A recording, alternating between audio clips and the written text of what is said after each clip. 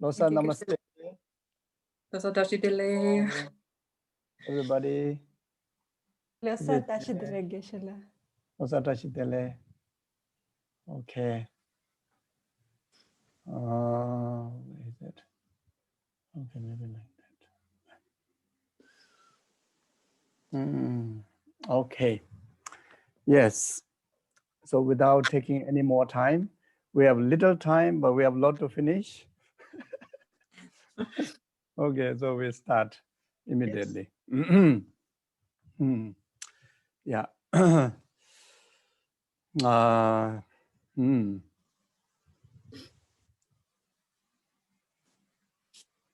So settle ourselves in the present moment, then refresh our refuge practice. Also strengthen, refresh our altruistic intention for our life, in particular for this year, this life, this year, this month, and this very session to be complete course for numberless sentient beings, temporary happiness after the ultimate happiness and enlightenment. Yeah.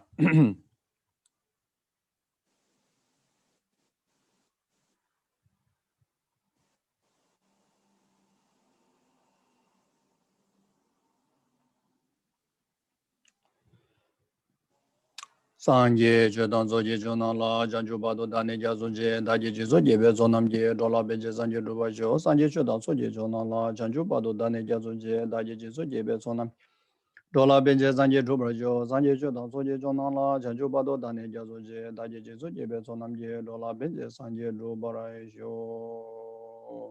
Gange Tuze Nezone, Tawadamje Pambeje Dabeje, Netenze Bakodam Dela, Chancel. Tony Ninja Sondo Jubela, Zeje Ganje de Chana Bemotin, Yazona, Sova, Depso, Daju, Change, Semjedam Jedawadan Teveju, the Braju, Semjedam Jedungada. Dunga Judan Rawa Juja Semjedam Jedunga, Mebe, the Wadam, Rawa, Semjedam Jenny, Jadanida, Danola, Nebra, Juro, Semjedam Jedawadan Teveju, the Braju, Semjedam Jedunga, Dunga Judan Rawa, Semjedam Jedunga, Mebe, the Wadam, Rawaj. Semjedam Jenny, Jadanidan, Danola, Nebra, Juro, Semjedam Jedawadan Teveju, and the Braju, Semjedam Jedunga, Dunga Judan Rawa, Semjedam Jedunga, Mebe, the Wadam, Rawaj, Semjedam Jenny, Jadanidan, Danola, Nebra, Juro.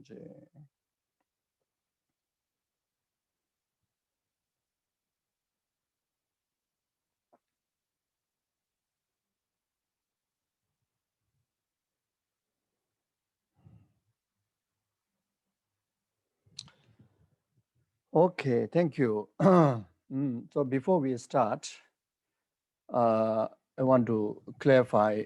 Last time, Didi asked a question.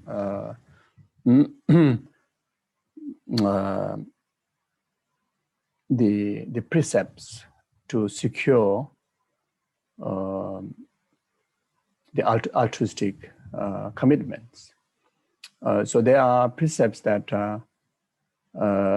mainly to protect within this very lifetime, and there are also precepts that which also help to preserve throughout the rest of the future lifetime.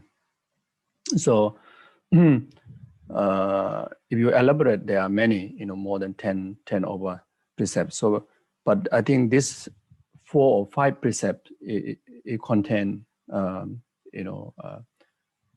practice that which can help to preserve for both this life and future life. The first one is repeatedly thinking about the many benefits of altruism. So all the time, referring to the benefit. So when, therefore, if you refer to Nagarjuna's text, Shantidevas, in particularly Shantidevas, Buddhist of Abhacharya, if you read whenever possible, or read as much as possible, and that will help. Second one is strengthened by repeatedly refreshing the vow. This is talking about day-to-day life. After take the precept, then at least 3 times in the daytime, 3 times in the night. So in short, within 24 hours, at least remind 6 times, refresh the vow 6 times. So this short prayer that which help to reflect on the meaning of the precept, both aspirational as well as engaging.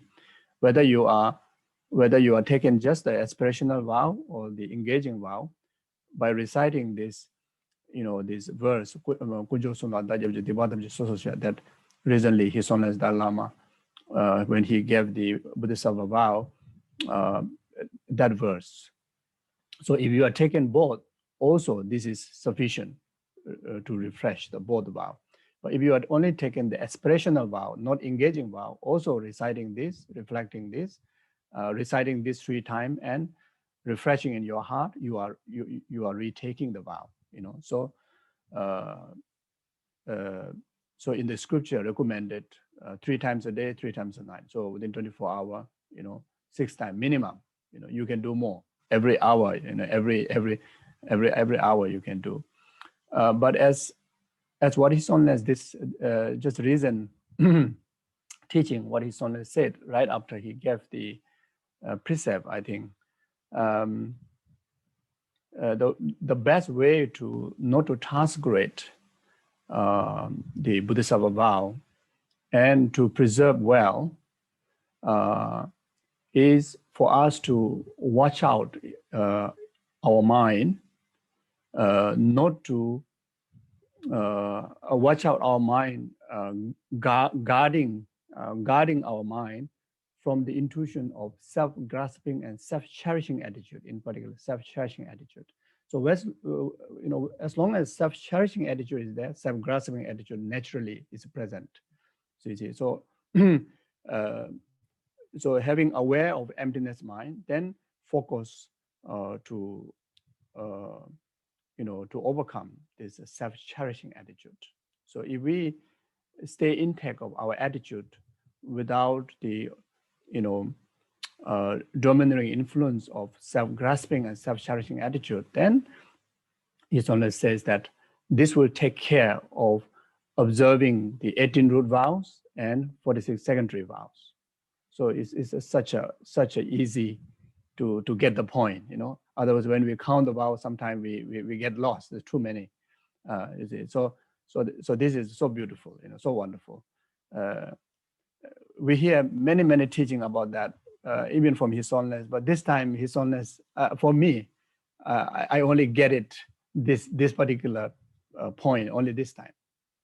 Yeah, so like that.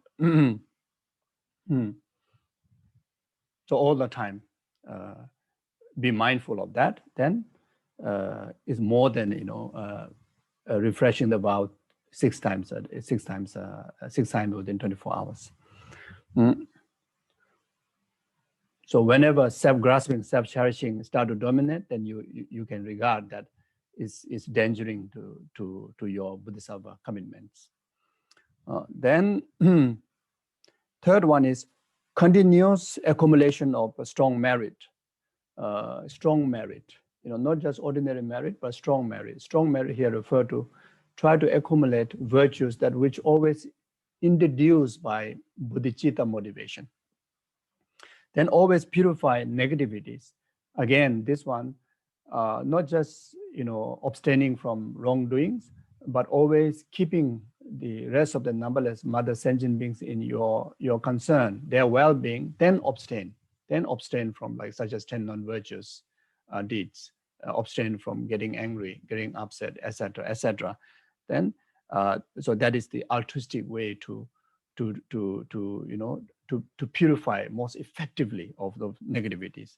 Then the fifth one is never giving up benefiting living beings in whatever relation that you may have. So never giving up. Even how difficult to benefit others, continue to benefit. Everything what we do, we never forget about thinking about benefiting those so-called harm givers, enemy, etc. So these are the 5 precepts. Okay, so now today we will go through the emptiness section, the wisdom section. Mm.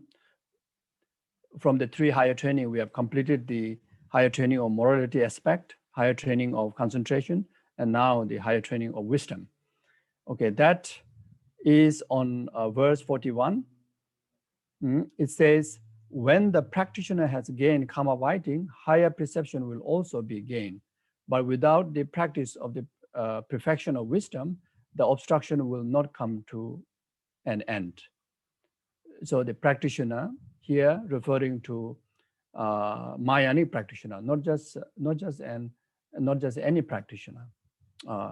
This practitioner is someone that who already inspired to cultivate the Mayanic Dharma.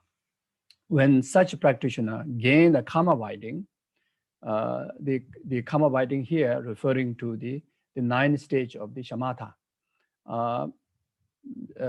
Then higher perception here referring to not just ordinary karma writing. This karma writing is, this shamatha is the object on the basis of emptiness. So higher perception here, the serviceable shamatha mind through the special insight, and that is called the higher perception. So, karma writing you can gain without using the emptiness as an object of your shamatha meditation or karma writing meditation, you see. But as long as you gain the 9 level of karma writing, then you achieve the potential of using, easily without hardship, easily whenever you use emptiness as an object of your meditation on the basis of that karma writing, and that will able to bring the capability practitioner to actualize the special insight, meaning that serviceable mind now become useful for emptiness wisdom to start to act as an antidote directly, purifying the obscuration to nirvana and obscuration to omniscience. If you relate this to the Mayanic path, then that start from the path of seeing, and within the path of meditation, there are 9 portions of defilement that need to eliminate. So if that Mayanic practitioner already surpass, traveling through the hero or solitary path, so that means the obstruction to the nirvana is already purified before, during the training of the hero and solitary path.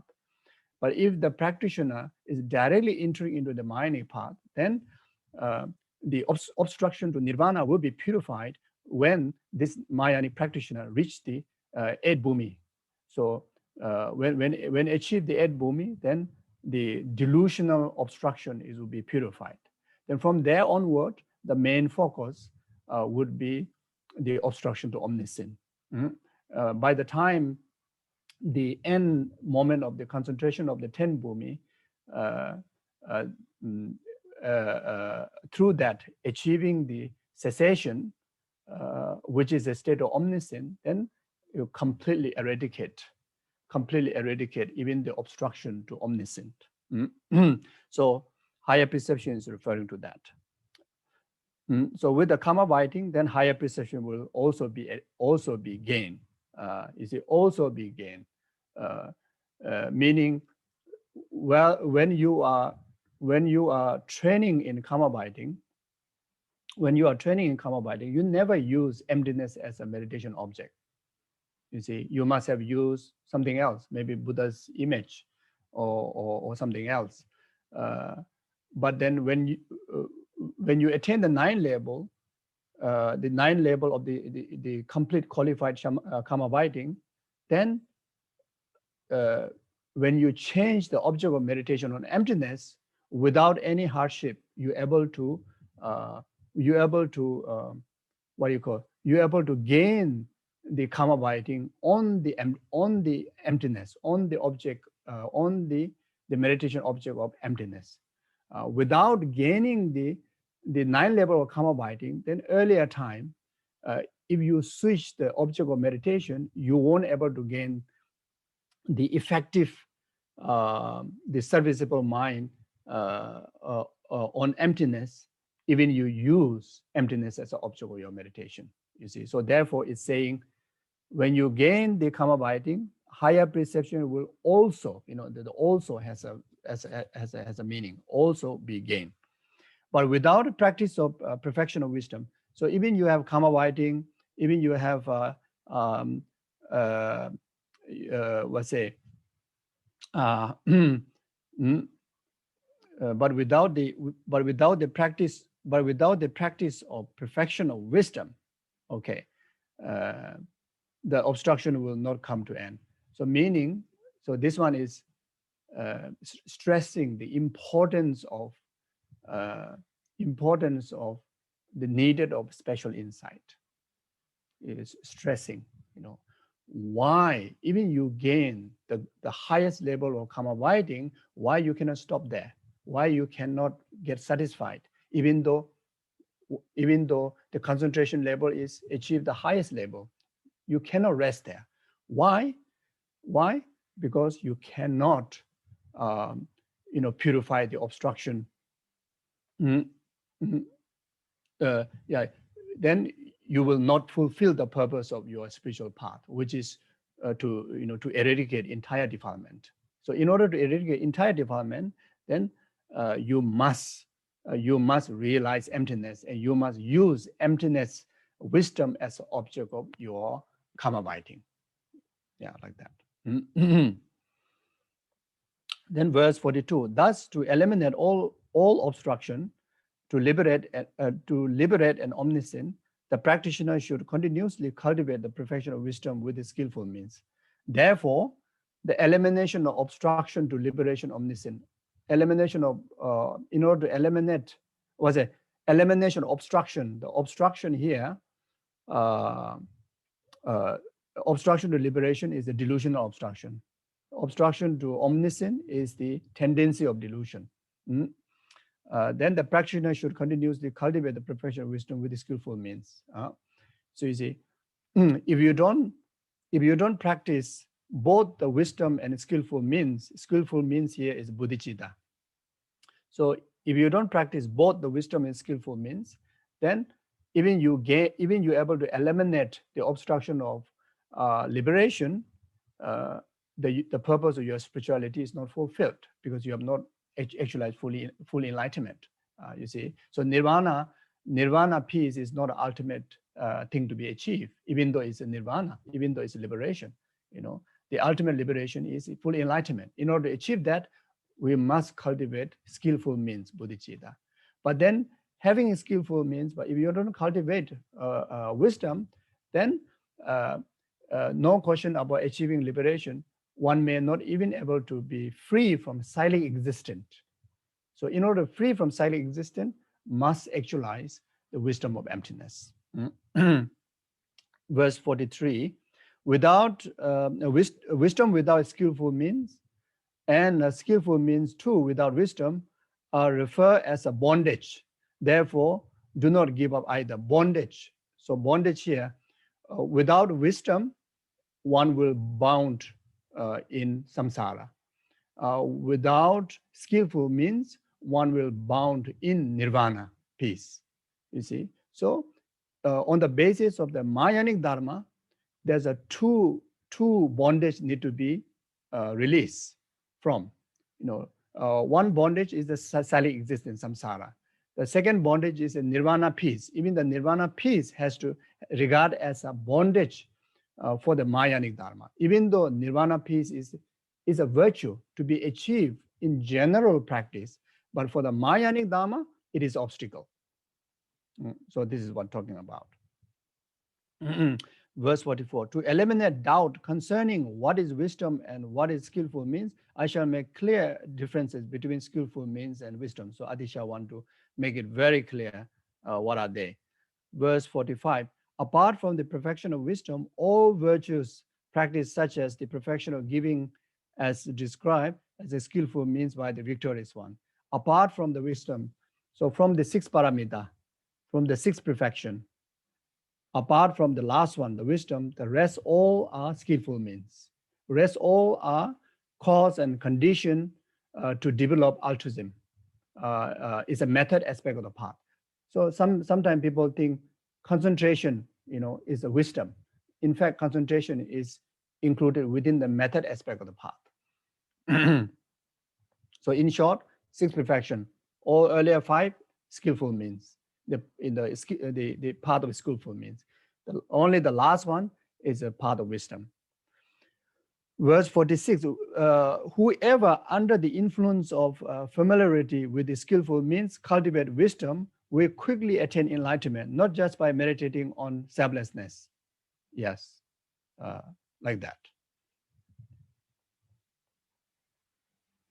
So then verse 47, understanding emptiness of inherent existence through realizing that the aggregate constitute and sources are not produced is described as a wisdom. So what is wisdom? What do you mean by emptiness? You say, what is emptiness? So here, Atisha presenting the definition based on the Pasangika Madhyamika view. And later, few verses will even clarify the definition of wisdom that which is surpassed from Saudantika Madhyamika and the Chittamatran school, which is also one of the Changju Wor's caution initially when he requested this teaching from Atisha.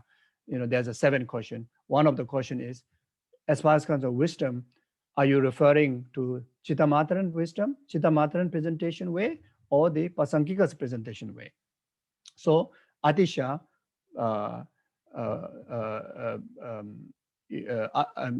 Atisha refute not only Chittamatra, even Saudantika, then presented the Pasangika school view. So what is the definition of Pasangika Madhyamika's view on emptiness? What is the definition of emptiness? The definition of emptiness is a lack of inherent existence is what called emptiness. And the mind, the wisdom realizing that is called the wisdom realizing emptiness. So when we talk about lack of inherent existence, if you want to use different word, it also meaning lack of intrinsic existence, lack of autonomous existence, lack of independent existence, or these are the synonymous. These are the synonymous. So when we talk about emptiness, is emptiness of that. So emptiness that which is free from the fall or reputation of true existence. True existence. Especially the true existence. And dualistic existence. Inherent existence. When you assert the emptiness, which by refuting dualistic existence, then you refute like such as Chittamatran view. Also, if you refute, assert the emptiness understanding or lack of inherent existence by refuting true existence, you refute Chittamatran view on emptiness.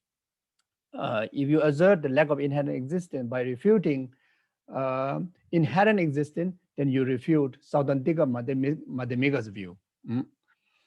So through realizing so you say, so how do you realize, this emptiness?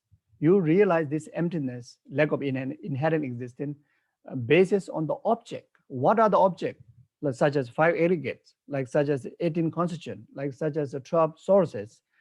When you use these objects and look into their ultimate reality, when you find these objects are lack of self-produced, lack of inherent produced, lack of inherent existence, lack of intrinsic existence, lack of autonomous existence, then you gain the wisdom.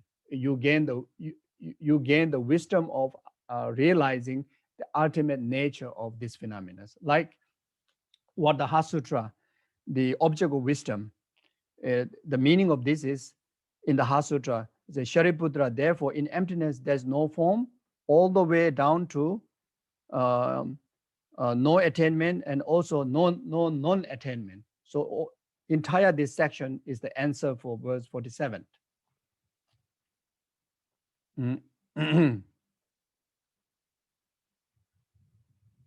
Yeah, so I will not go through what are the 5 aggregates and 16, 18 what you call the karsa, the 18 constitute, 6 sources. So you take care of that, okay? In fact, those are very, very easy, just start to count with the form, etc. Then easy. When you look into the Heart Sutra, then everything, because everybody memorize Heart Sutra, you recite Heart Sutra, so those are easy.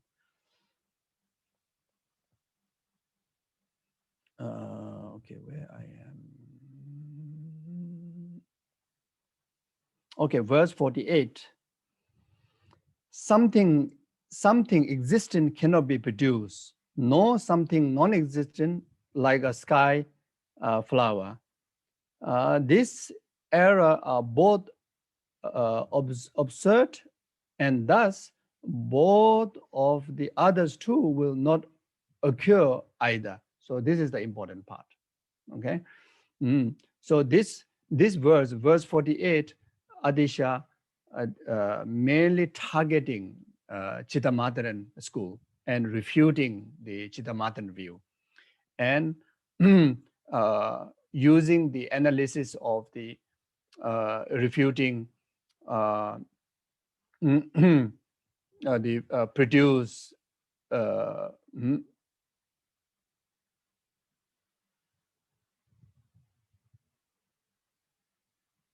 okay, not yet this one.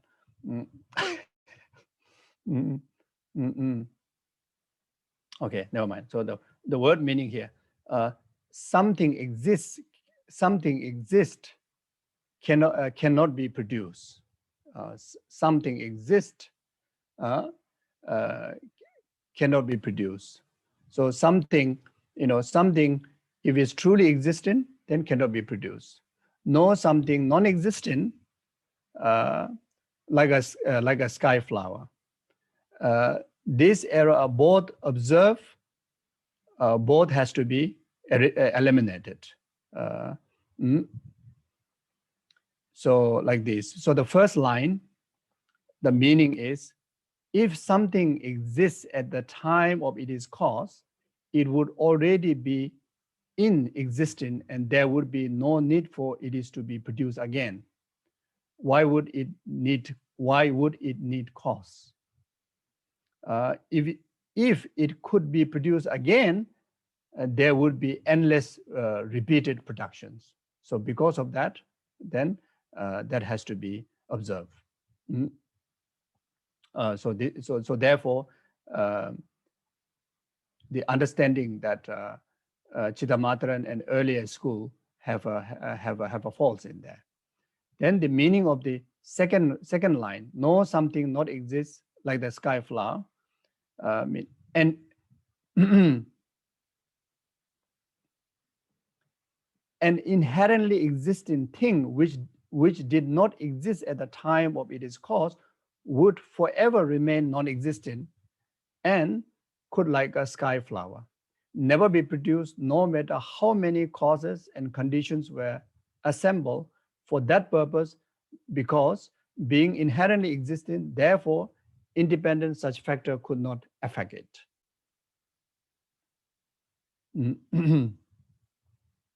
So this is mainly refuting the anyone there who assert true existence. So not just Chittamatara, mainly focusing on Chittamatara, but also refute the Vaibhasikas' way of understanding, Sautantika's way of understanding. The reason why specifically focus on Chittamatara, because Chitta Matra is being Madhyamigin school, um, uh, within the Mahayanic school, whose assertion is much surpassed compared to the earlier two school. So because of that, carrying the name of Mahayana, but yet, as far as concerned with wisdom, then they stuck on the untrue assertion, and that needed to be clarified in order for a practitioner to get the ultimate view on the emptiness, and according with what Nagarjuna presented.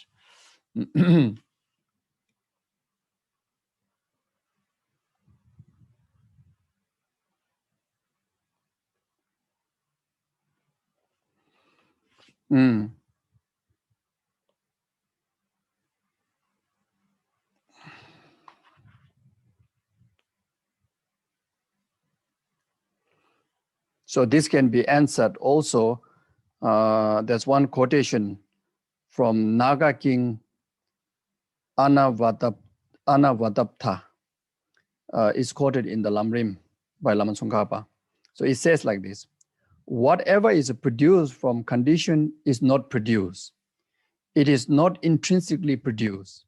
Whatever depends upon condition, I consider empty. One who knows emptiness is diligent.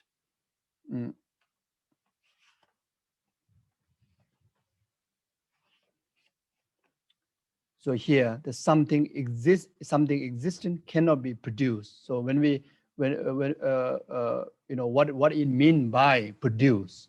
So this is the meaning,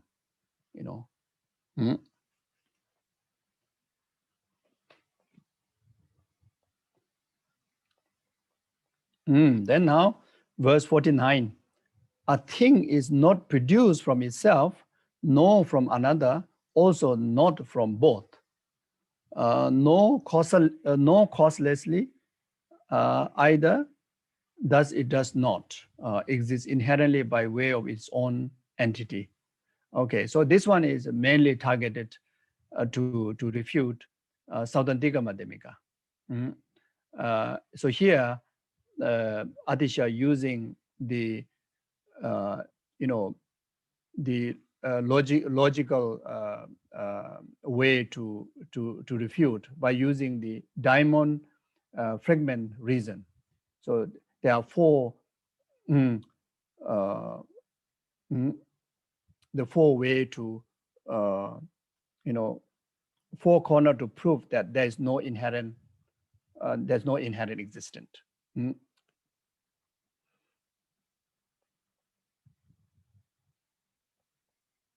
So the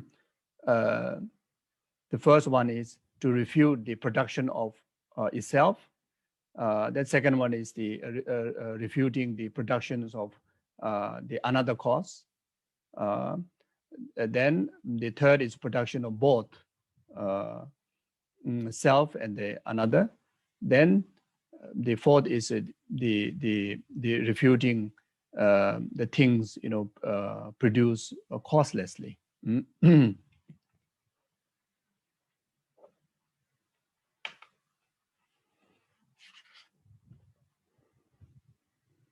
So the Nagarjuna says like this, the meaning of this.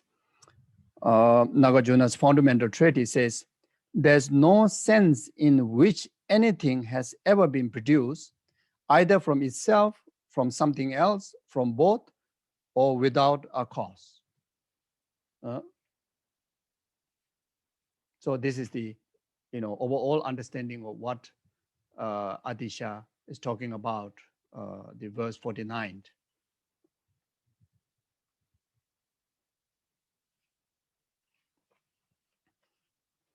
Then the first line, a thing is not produced from itself, from the four diamond fragment reason. The first one to refute the Atisha's, the Chandrakirti, who is one of the most reliable source of Nagarjuna's wisdom. Chandrakirti's commentary on the middle way says, there is no advantage in it is arising from itself. There's no reason for something which has been produced to be produced again. If you suppose that something already produced is produced again, then the production of seeding and such would not be found in this world. Therefore, the imputation that things arise from themselves is reasonable neither in terms of reality nor in terms of the world. Okay, so when we talk about self-produced, many non-Buddhist philosophers assert that.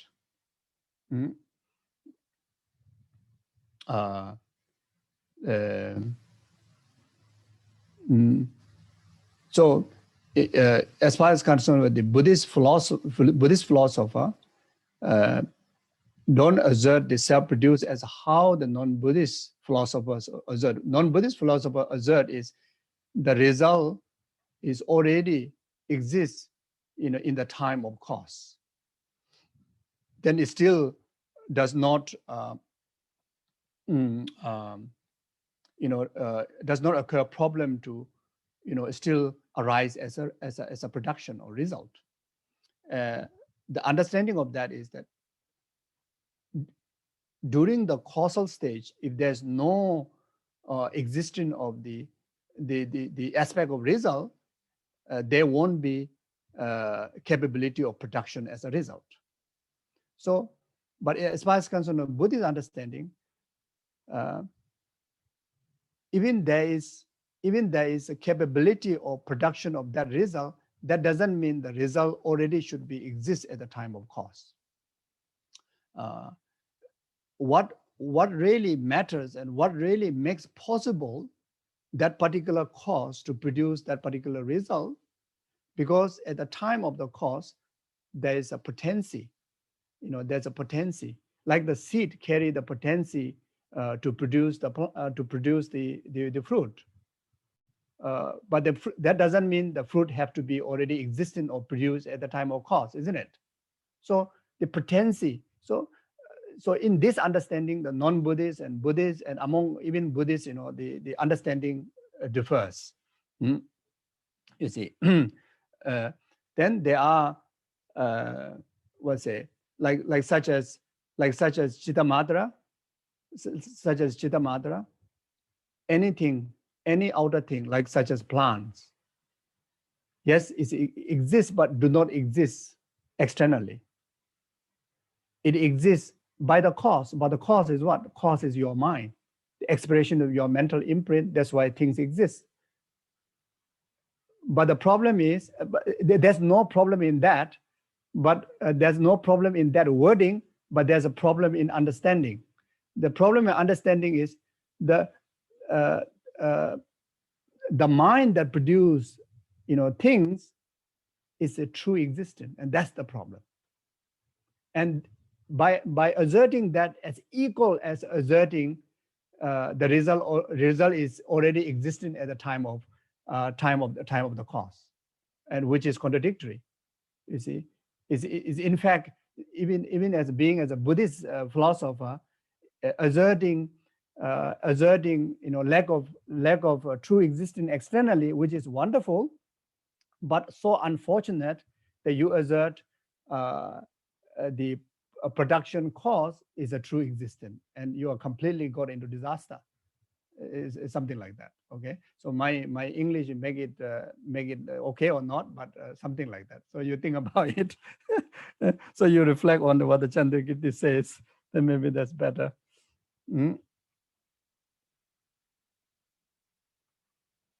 Okay, then.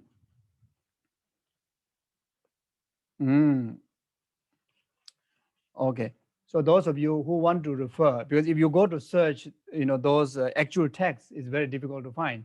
So best way, you refer to Lamrim Chemo. Very easy. Lama Tsongkhapa done all the job. So Lama Tsongkhapa already done all the job. No need all the text here and there, you know. So just refer. So just now where I read is on you know, this volume. I think all of you have this one, you know. You see. If you don't have, then maybe some of you can share the PDF. You know, those who pay money, then you can share among the students. It's on page 112. So then now the second line to, you know, refute the production of other. Okay, and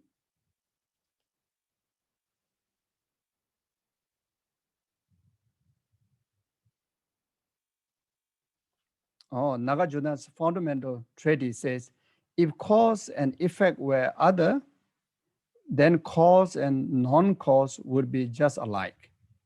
Then the Chandrakirti's commentary on the middle way says, if things arose dependent upon what is other, then darkness would arise even from a flame.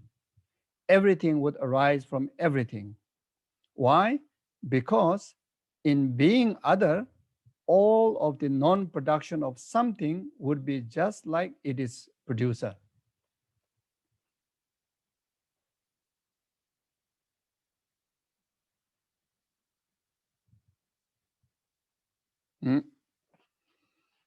Then the third line, not third line. It is still in the second line, but to refute the production of both, which that you can understand from here, page 315 on the Lamrim Chemo. Chandrakirti's commentary on the middle way says, production from both is also unreasonable. Why? Because the fallacies already explained before it. Production from both together exists neither in terms of the world nor in terms of reality, because individually production from self and from another are not established.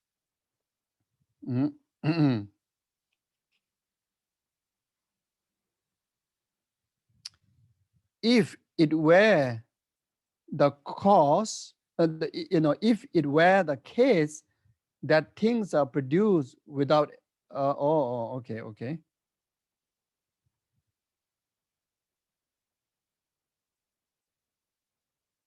No, this one is, so just that one quotation, just I quoted before. So from here you can understand. So now the third line refute the production of causeless,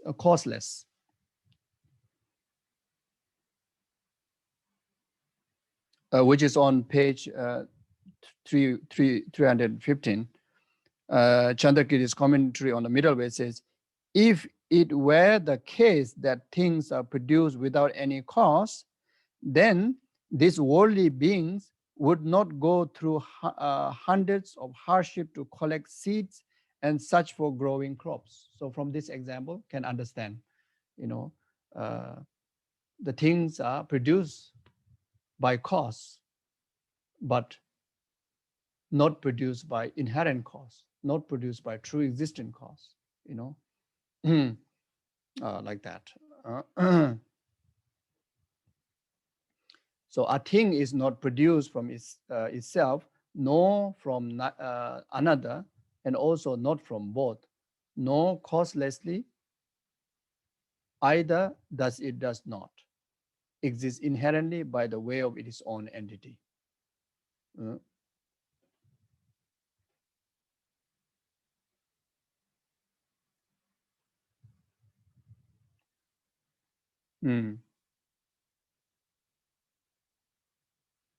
All the existence, all the productions, the functioning phenomena, it has to be produced by cause. It has to, the cause has to be harmony in production to the result. Has to be right cause, has to have a complete cause. has to have the momentary it is on, it is on the, what do you call, the time of existence. The cause and effect has to have the momentary gap, cannot be exist in the same time. And not only that, it has to be exist, right cause. So therefore, the other's cause is not possible, because it has to be exist with its own, it is own time. Therefore, it's not possible to produce by itself, because if you produce by itself, it has to exist same time, and definitely cannot be produced in either way, and has to have a cause, The result itself, the greatest quality is because it has cause. If no cause, no result, you see. So here, just giving a few examples, but then this will lead us to have a deeper understanding of the conventional aspect of reality, the deeper level understanding of karma. So you see, so even though the word sounds like, okay, it's quite easy, it's easy, it's very simple like that, but here you need to contemplate, you need to analyze. So you refer to the philosophical text, these different quotations, and try to understand what it's talking about, what really the meaning is. So this is a very, very, very elaborate meditation. It's not as simple as just the few words, self, other, both, no causeless. This is pretty easy to understand. It's actually not as simple as that. Okay, so we can put more effort.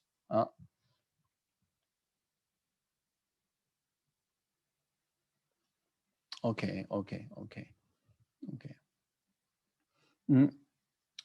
Verse 50. Moreover, when all phenomena, so okay, the earlier one, these four, is given a name, the diamond fragrant reason, so this four,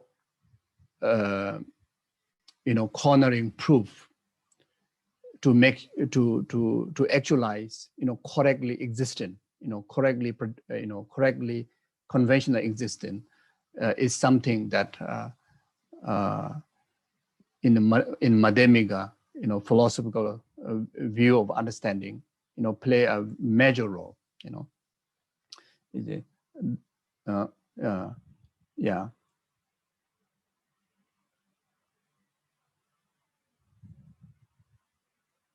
Yeah.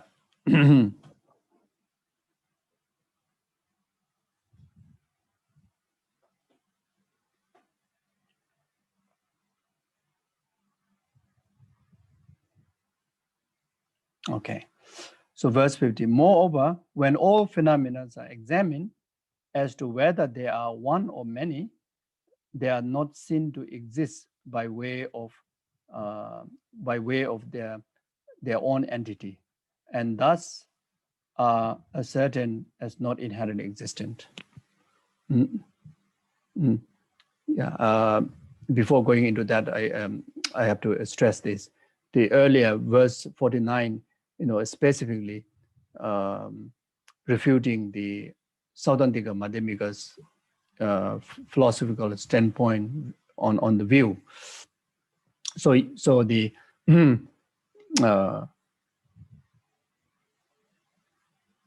so first it's important to understand what is the philosophical standpoint view of Sautrantika Madhyamika on emptiness. The one of the greatest fault is assert inherent existence. Do not assert true existence, which will make Sautrantika Madhyamika surpass from the earlier school, including Chittamatra.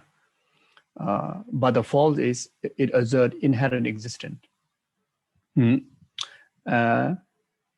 So therefore, the final school of Nagarjuna, or final school of Buddha, that what Nagarjuna presented, the Pasangika Madhyamika's view, use the ultimate negation as a inherent existence, didn't use true existence, didn't use dualistic existence. It used the word specifically either intrinsic or inherent existence. The reason is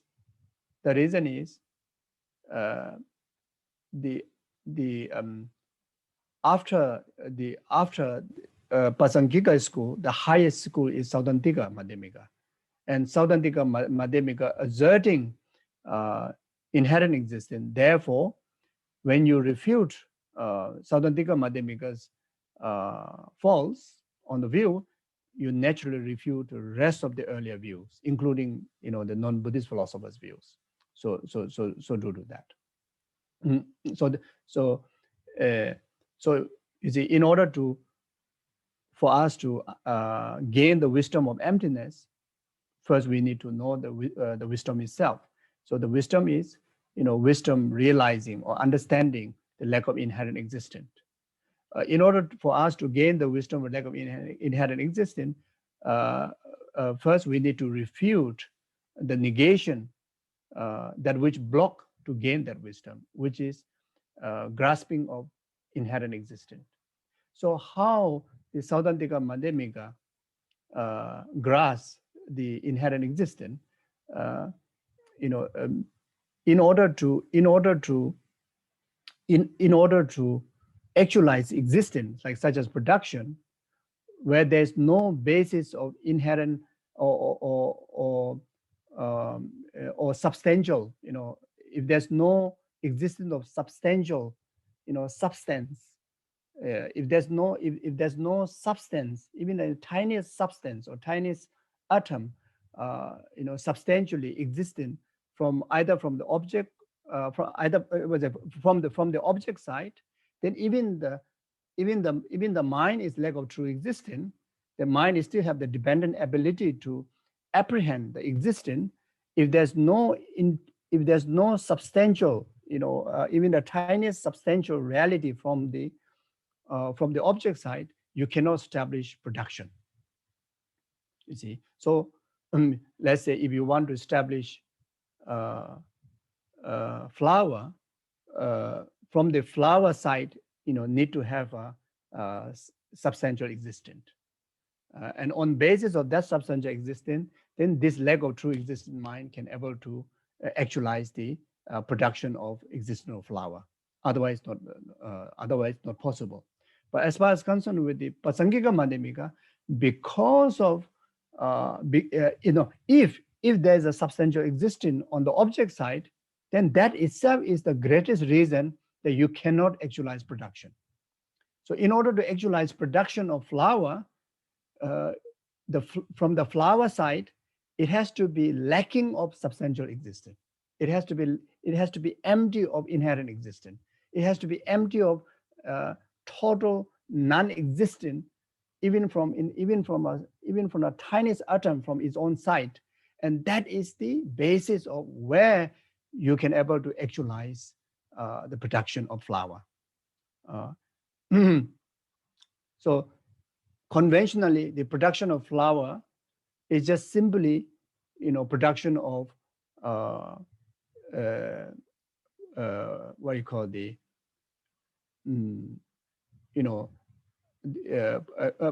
a production of your mind simply in the name, on the basis of correct characteristic. And that correct characteristic is not intrinsic nature. That correct characteristic does not exist even the slightest atom on the flower, you see. So therefore, the mind has the full capability to actualize real flower. But that real flower means conventionally real flower. But then that conventional real is not the ultimate truth. The conventional real is not the real, but conventionally real, but not real. So conventionally real because there is a flower. But conventionally, but it's not real. If you go to search the flower, you cannot find the flower. So therefore, flower exists simultaneously, do not exist. So now you apply this to self. I exist simultaneously, I do not exist. Then rest of the aggregates, rest of the phenomena. You see. So by realizing that, then you realize lack of inherent existence on self-identity, lack of inherent existence on the aggregates, and lack of inherent existence on the rest of the phenomena. And this is exactly how the meditation on emptiness, progress along the five paths, along the five paths. So when you study Hasutra, then you will realize, each path, there's a development of expanding the object where you realize the ultimate reality, the lack of inherent existence. So something like that.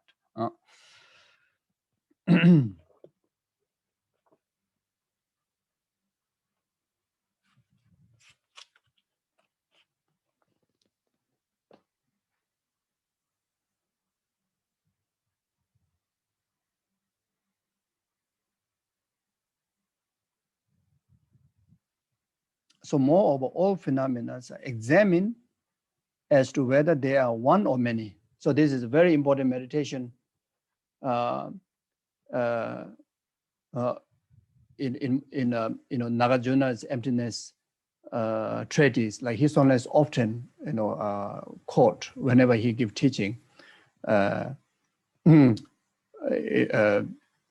Analyzing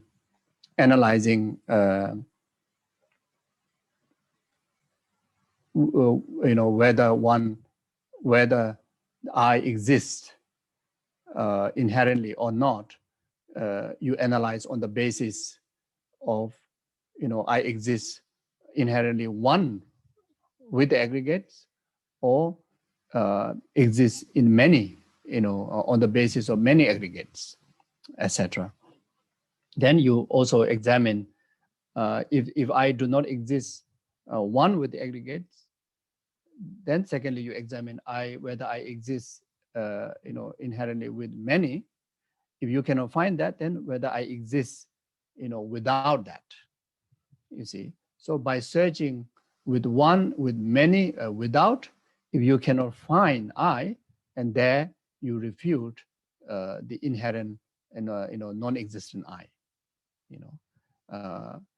But then at the same time, you actualize the real existent I, that which is merely labeled on the basis of the correct basis of the aggregates.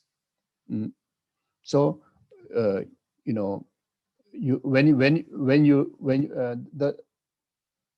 you refute the non-existent I, at the same time you have to be able to actualize the real existent I.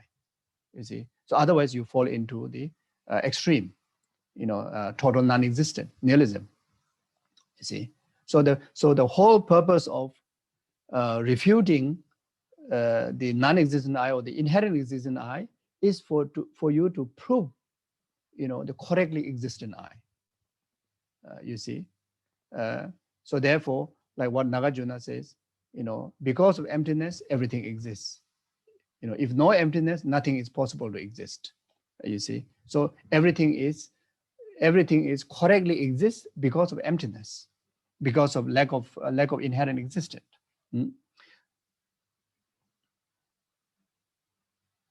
So how to analyze when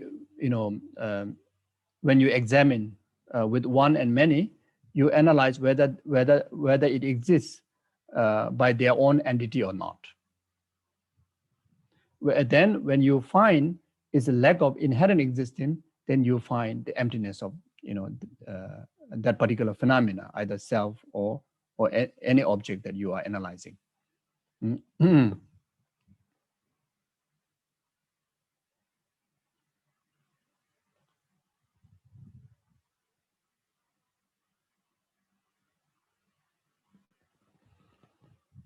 I thought this is relevant. Again, here it says Chandrakirti's commentary on the middle way. Because things are not produced from self, no,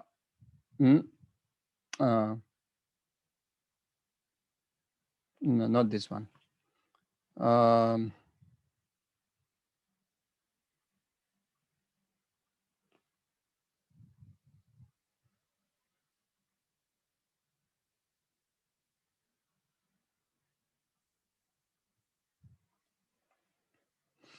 Okay, maybe this one. Chandrakirti's comment on middle way. Because things arise dependently, this misconception cannot bear scrutiny. Therefore, the reasoning of dependent arising cuts all the entanglement of bad views. Bad views starting from, starting from permanent existence, self as permanent existence, self as autonomy existence, self as independent existence, then dualistic existence, true existence, then inherent existence. Will clear all those bad views. You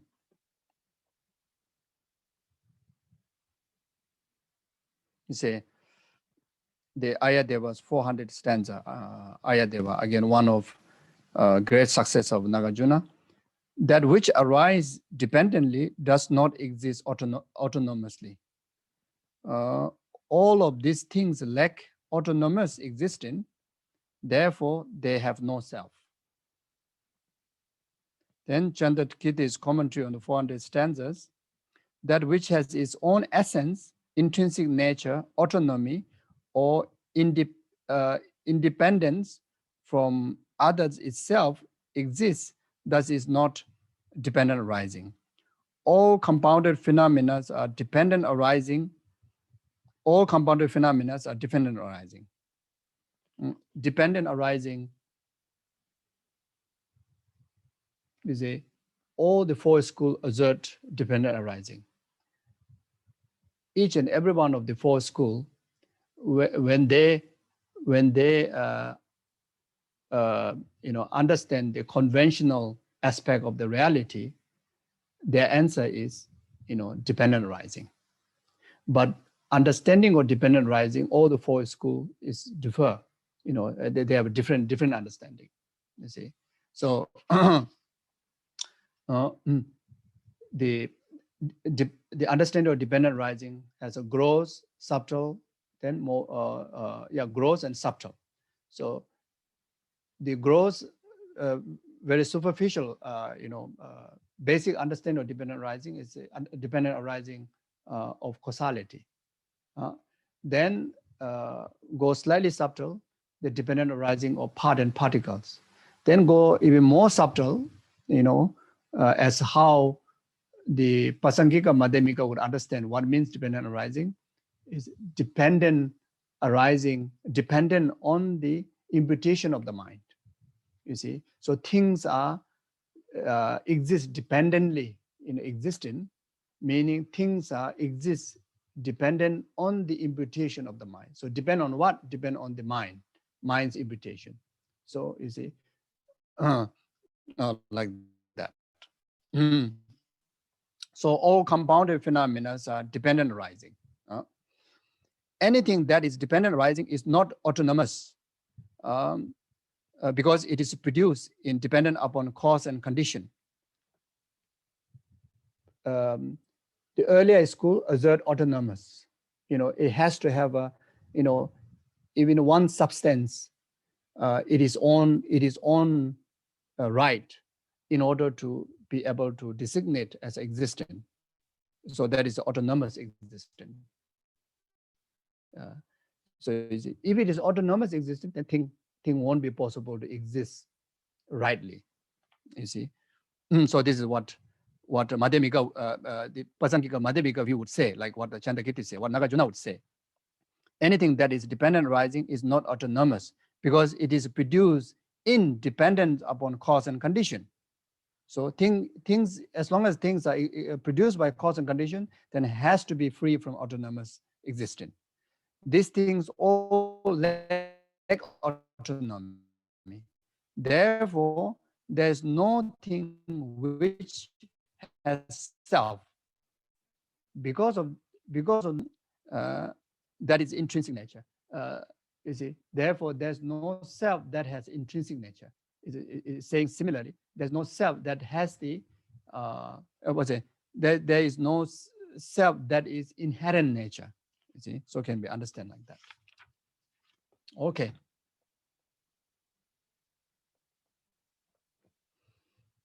Verse 51. The reason of the 70 stanzas on emptiness and the treatise on the middle way and so forth explain that nature of all things is established as emptiness. The reasoning that Nagarjuna give on 70 stanzas and other his treatise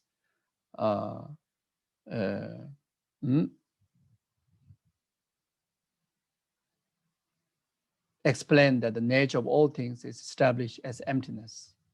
So you can read also the Precious Garland.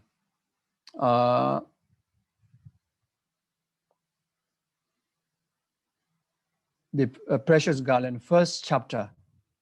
Okay, I will not read here. You can read from verse 80 and all the way to verse 100. So this is the meaning. Nagarjuna described the emptiness. You see, very elaborate, clear, understanding of how things exist, lacking of inherent existence. So you can read that.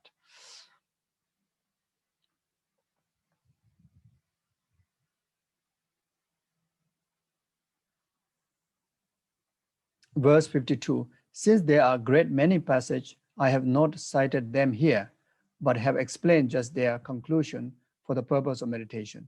So Atisha didn't cite all the quotations, especially those of Nagarjuna's, which has so elaborate, so clear, but he didn't.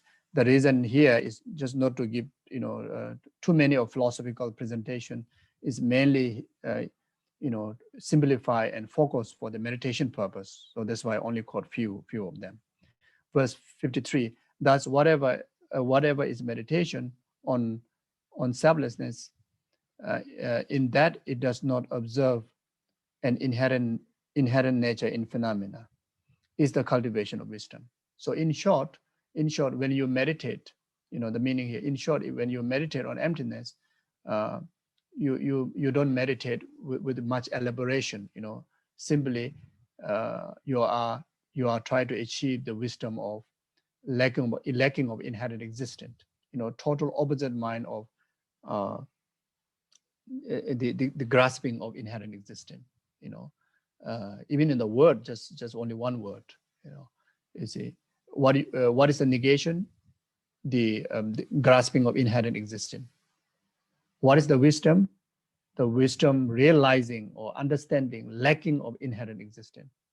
You see, so just flipping, the idea or the apprehension when you apprehend the things, differently, lack of inherent way. So you continue to focus on that, try to understand that, try to, try to meditate on that. And that way, you will lessen the tightness of the inherent grasping. And that way, you get liberated from the grasping ignorant and gain the wisdom. So in Tibetan culture, Mainga Kaksamgi Megak is Mega is the opposite mind. From the grasping, by eliminating that, then the opposite mind. You see. Therefore, to eradicate the the ignorant grasping, accept the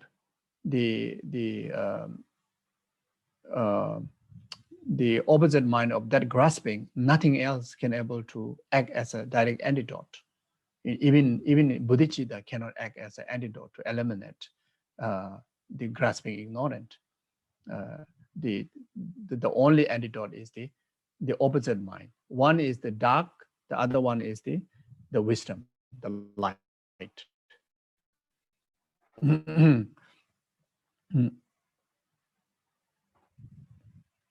So,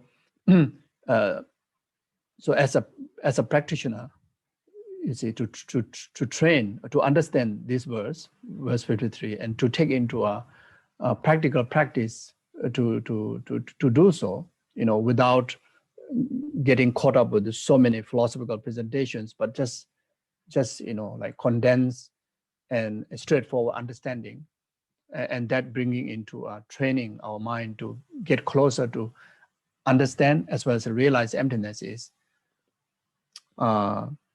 during the you divide our 24 hours into 2 sessions, meditation session and post meditation session. Whenever you get opportunity to sit down or really like without any distraction can able to focus, then you meditate on the voidness,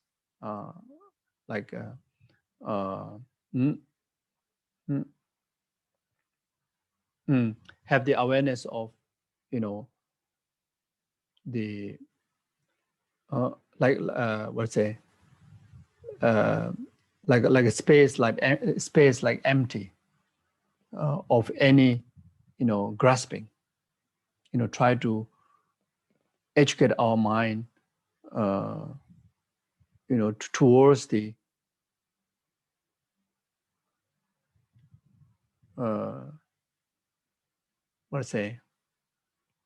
towards the empty, the empty aspect of the nature, the voidness aspect of the nature, which will help in our day-to-day life.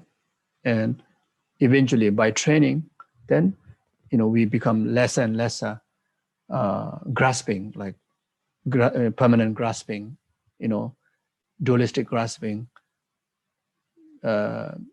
grasping of true existence, and eventually grasping of inherent existence, you see. So we become more and more released from the chain of grasping. You tend to feel like more liberated, you see. And during the post-meditation session, then see everything like a dream-like, see everything as a dream-like meditation. That's called the dream-like meditation, but not in the meditation session. Dividing of the two is during the practice of post-meditation session. So whatever you see, you see like a dream-like, you are not apprehending those are dream, but you try to get your mind to understand they are similar like a dream. Like in the dream, you see elephant entering into your room, which is not possible, but then you still get affected, like fear of elephant entering into your dream, especially during the nightmare. It's like so real, isn't it? But in actual reality, there's no such thing. So whatever you hear, whatever you see, whatever you feel, whatever you understand in your mind, everything does not exist the way how you first apprehend them, because our first way of apprehending is naturally in true existence. So that's why it concludes in a philosophical treatise saying our ordinary perceptions are all false. It's not real one, all false.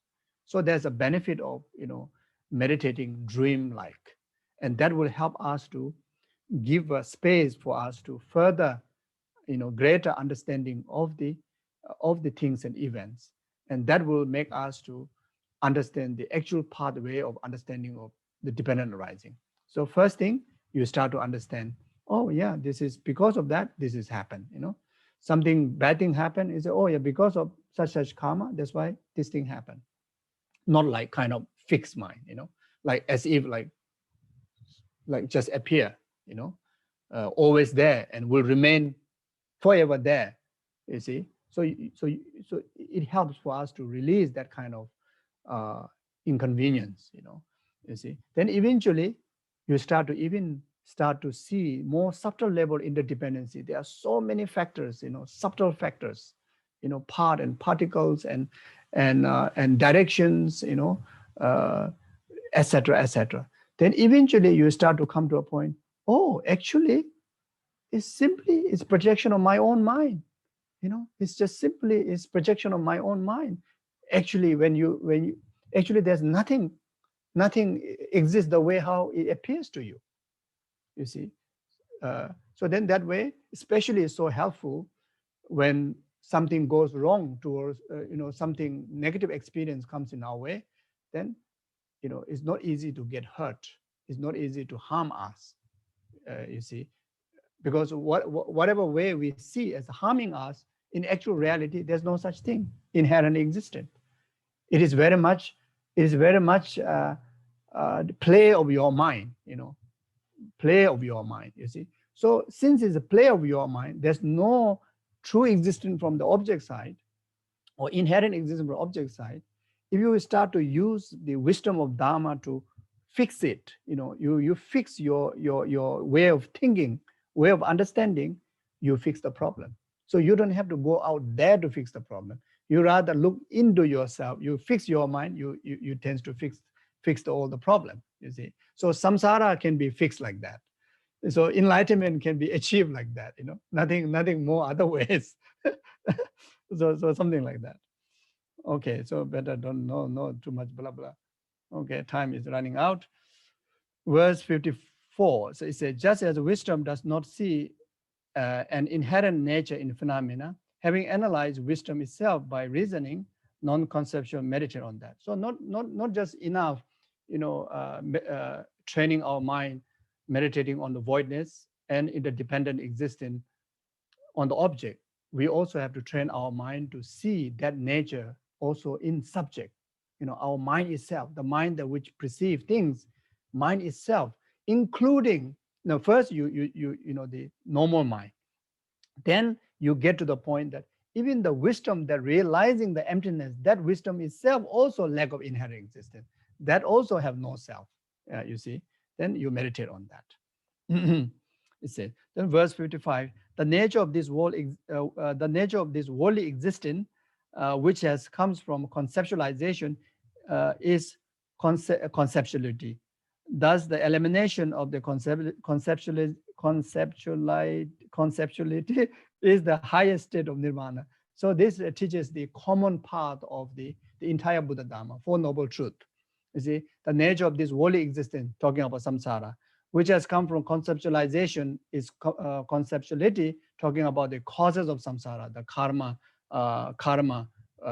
which is mental conceptualization.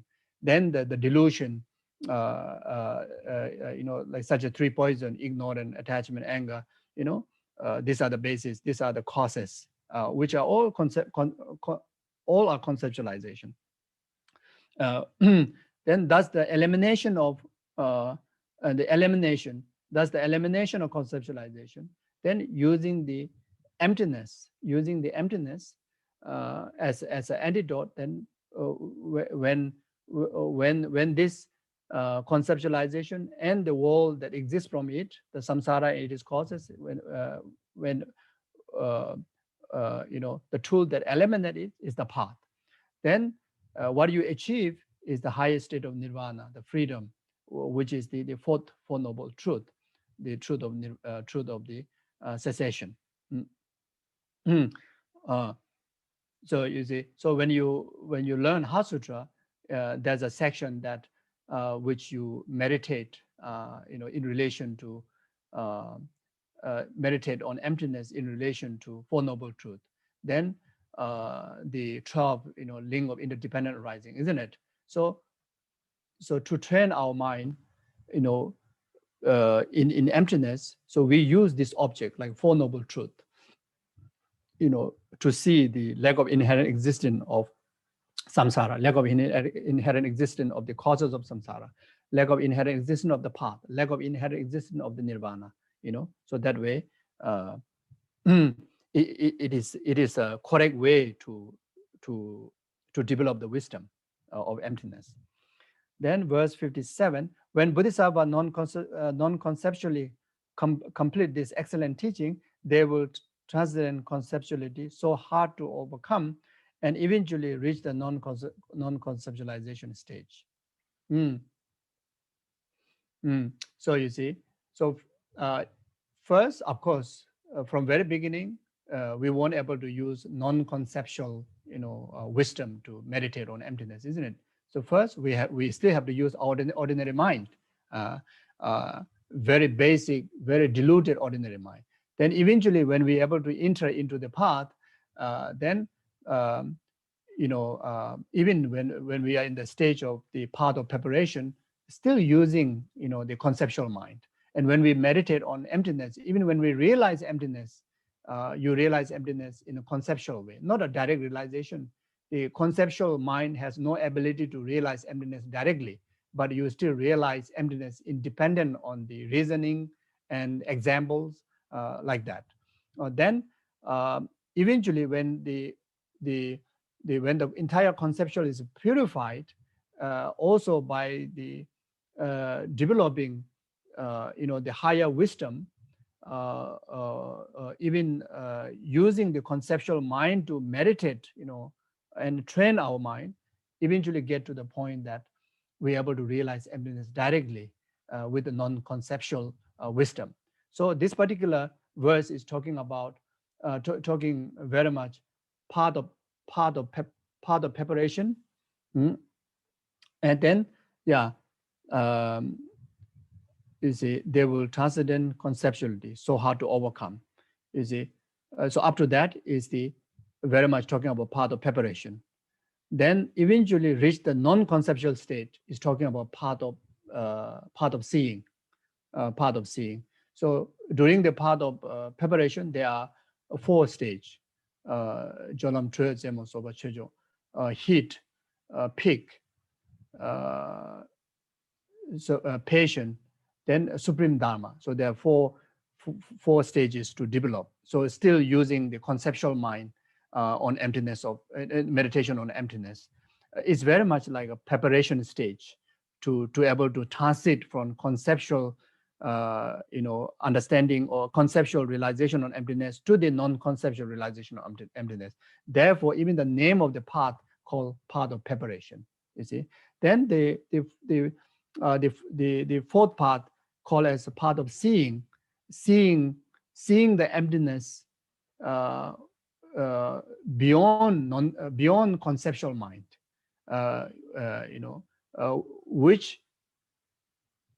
which by eliminating the conceptual obscuration, you're able to see emptiness directly. So therefore, called as a part of seeing.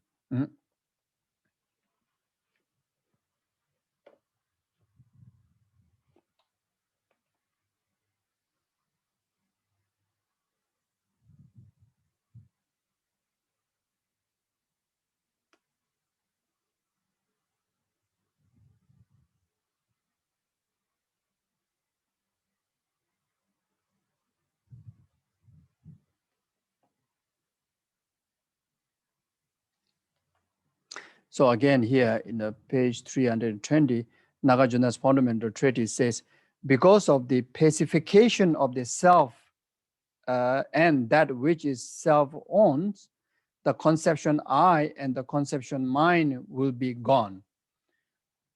When thoughts of the self and that which belong to the self are extinguished in regard to internal and external things, grasping will stop.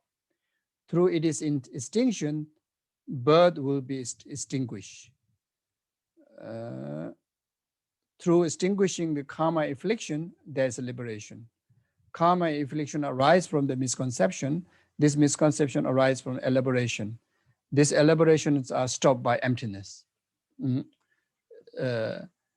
see, when you realize emptiness directly, then entire elaboration is stopped, including the conceptual elaborations are stopped. You see, as long as we carry conceptual mind, the elaboration still remained. So therefore, unable to see emptiness directly. So you see, so when you see emptiness directly by non-conceptual wisdom, then entirety of elaboration is completely negated. Verse 58, having ascertained through scripture and though reasoning the phenomena are not produced nor inherently existent, meditate without conceptually. So this is very much on the path of seeing, then along the path of meditation through the 10 bhumis. Is talking about the meditation on that. You see. Then verse 59, having thus meditated on suchness, eventually after reaching heat and so forth, the very joyful and the others are attained, and before long the enlightenment state of the Buddhahood. So this is a conclusion of what I've explained, first 2 verses. Having thus meditated on suchness, so by meditating on emptiness, by still using the conceptual mind, eventually after reaching the heat, from the part of preparation to when you reach the first level of the path of preparation, which is the path of heat, and so forth, then the rest of the 3 until the peak of the Dharma, then very joyful. The very joyful is referring to the path of seeing, path of seeing called very joyful. And the others are attained. What are the others? The others, the cessation along the 10 bhumis. The others are attained is referred to the cessations. You see, after you attain the path of joyful, which is part of seeing, then there are 10 different cessations to be achieved by using emptiness wisdom. You see, so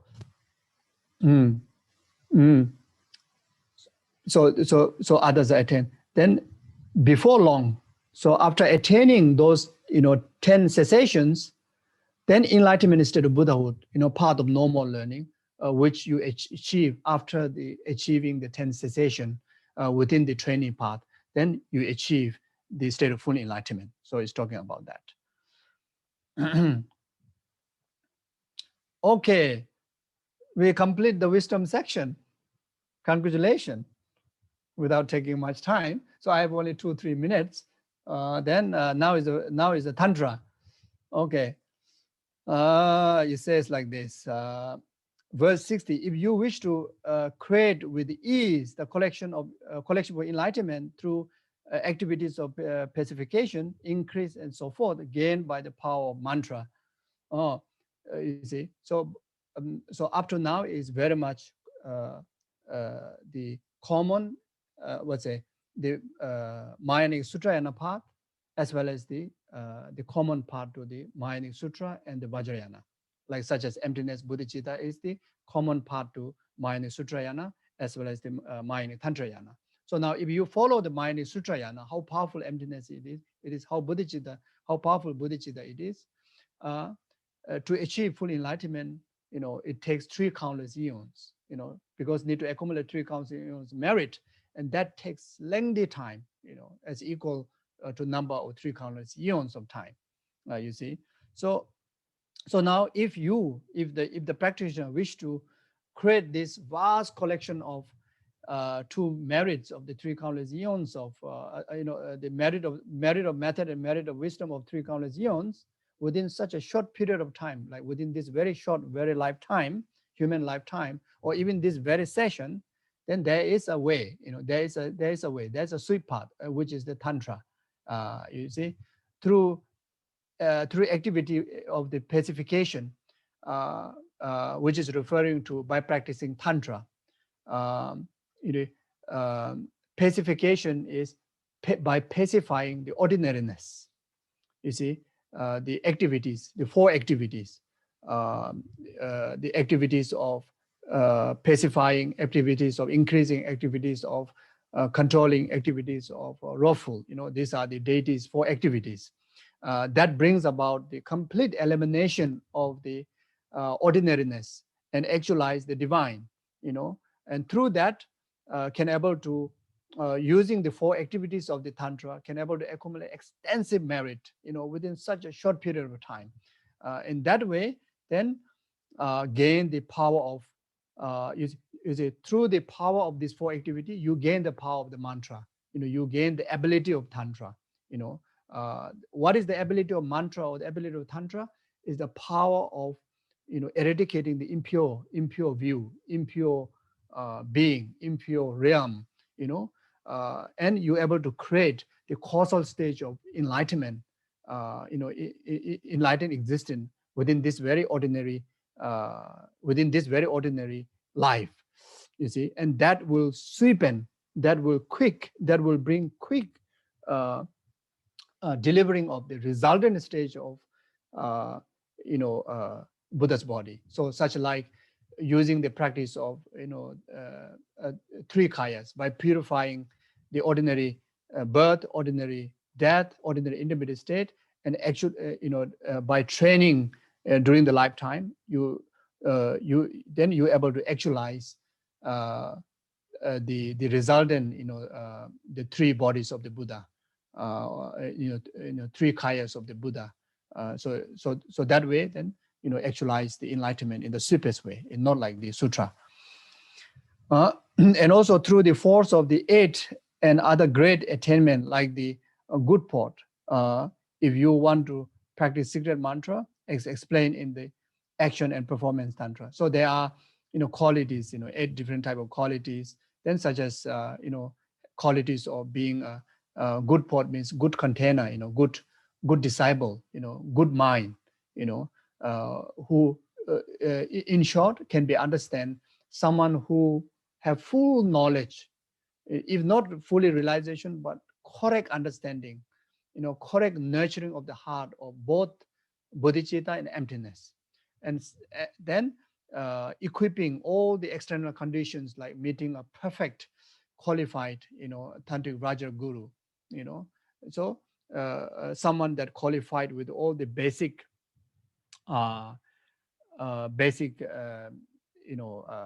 preliminary practices, preliminary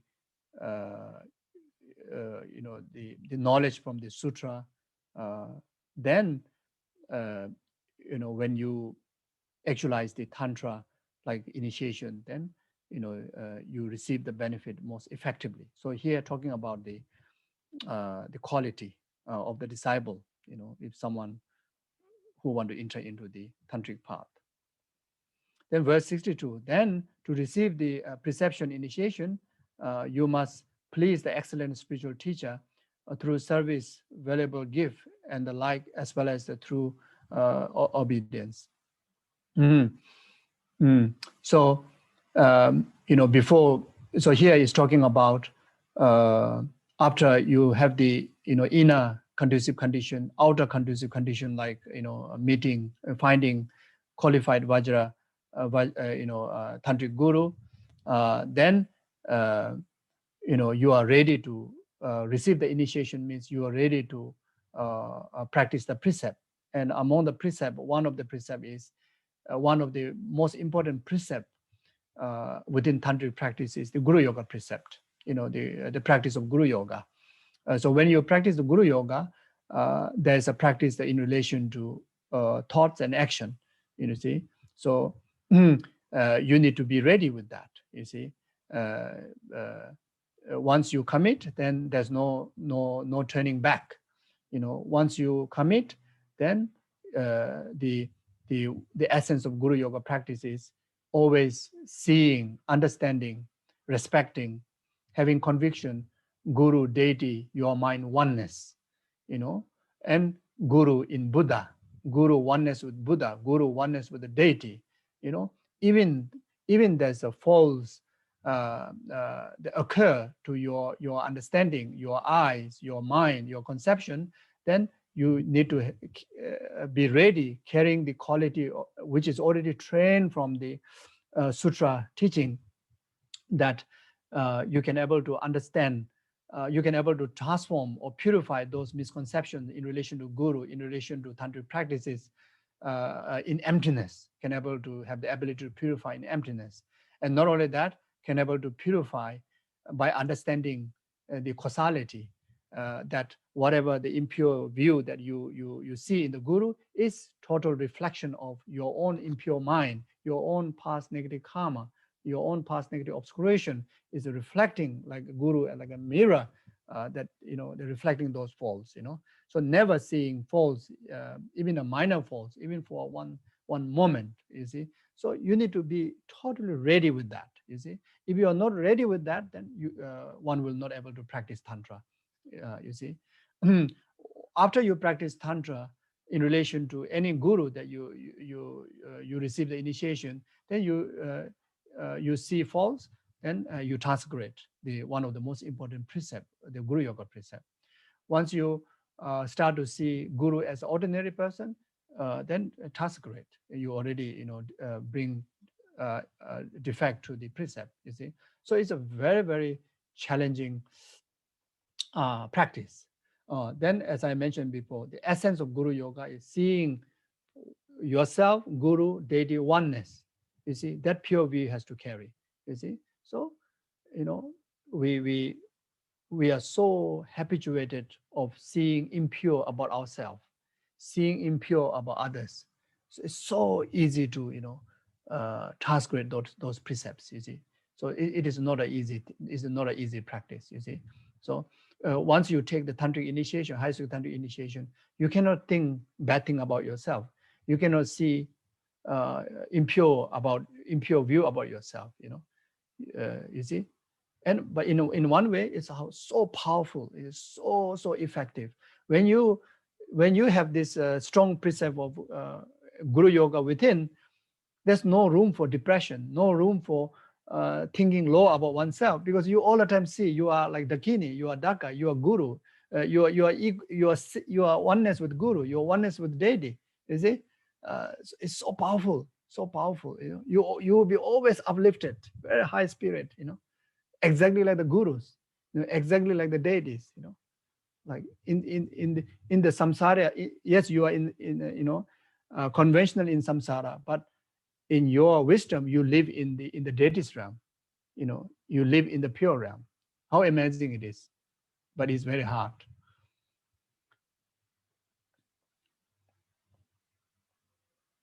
Oh, okay. Verse 63.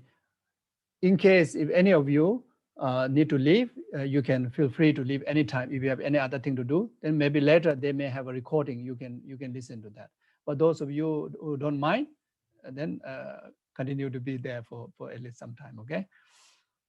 So verse 63, through full bestow of the perception initiation by the spiritual teacher who is pleased, you are purified of all wrongdoings and become fit to gain powerful attainment. Okay, so here talking about two things, very important two things. One is preservation of the it's talking about the how to preserve the pure samaya after you take the initiation. Of course, initiation is a door to tantra, and already mentioned about all the prerequisites. Inner condition, outer condition, already mentioned. So after taking the initiation, such a precious initiation, now you need to preserve the precept. But then, as an ordinary person, the precept may we may transgress the precept. Obviously, those of us who have initiation,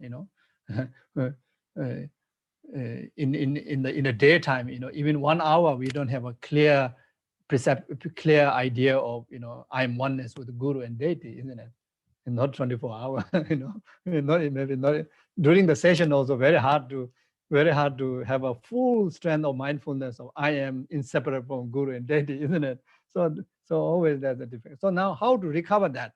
One is, through full bestow of the preceptor's initiation, you receive the initiation again, the same initiation, if possible from the same Guru. If not, other Guru also fine, but you receive the same initiation, then you recover, you replenish your broken samayas, you refresh all your initiation. Another one is, yeah, the true full bestow of the preceptor initiation by spiritual teacher who is pleased. Who is pleased?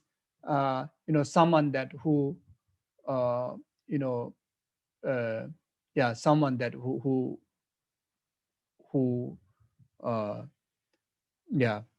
who has immense of compassion to purify, your transgressions, and who is so delight about, your confession of those broken samayas, like that. Or in another word, is you're already spiritual guru that to whom you already established spiritual relationship, and as long as that commitment is already established, means gurus are ever pleased, in the sense of, his side of responsibility towards the qualified disciple. You're purified or wrong. So by taking the initiation, then you purify all the broken commitments and transgressions, and become fit to gain powerful attainment. Okay. Then again, you actualize the the pure basis of full enlightenment, like that. So the another one is talking about the preceptor initiation is taking self-initiation. If there's no the preceptor of the initiation is available, and you learn about the self-initiation of the deity, then whenever you know that there's such transgressions happen, you take the self-initiation, then that will serve the equal benefit. If you are not sure, then at least once a while, especially during auspicious occasions, Buddha's holidays or deities' holidays, try to take self-initiation. If you can able to manage to organize all the necessary, ritual implements for self-initiation, which can be quite extensive, do so. If not, never mind. Just read the self-initiation text. Then you meditate. If you have no opportunity to arrange any outer offerings, just meditate. Just read and remember the time that when you take the initiation, you through your motivation, you exactly like in that present, and you are through your visualization, you're going through all the process of the initiation. So that can be good enough.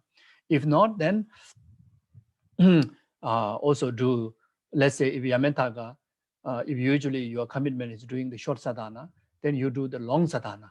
You take the opportunity to do the long sadhana and do slowly, with the meditation. So that also will help. Then if that also not possible, then I shouldn't say if that also not possible. I say usually the six session Guru Yoga practice is one of the way to purify our commitments, in particular in relation to the 5 Dhyani Buddha's tantric vows, and restore and preserve. You see, so six session Guru Yoga.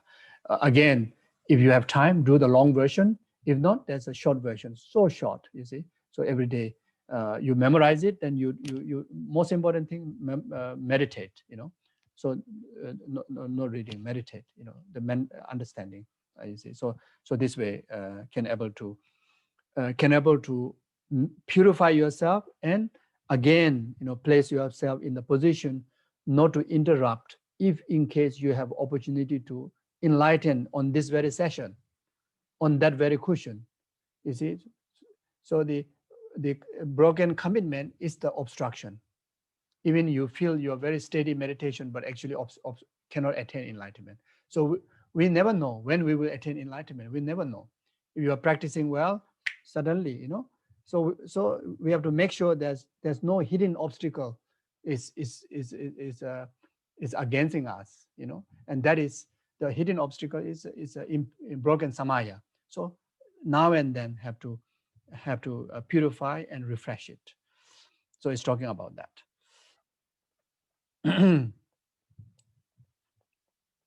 Then verse 64. Because of great tantra of the primordial Buddha, forbid it empathetically, those observing pure conduct should not take the secret and wisdom initiation. So this is talking about those. It's talking mainly about the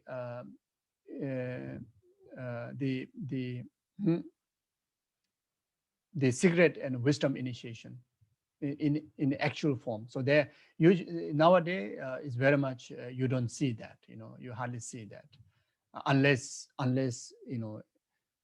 with a absolutely qualified guru, with the absolutely qualified disciple,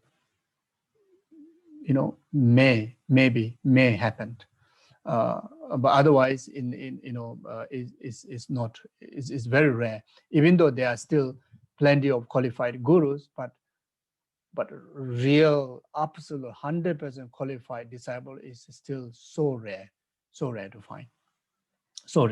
You see.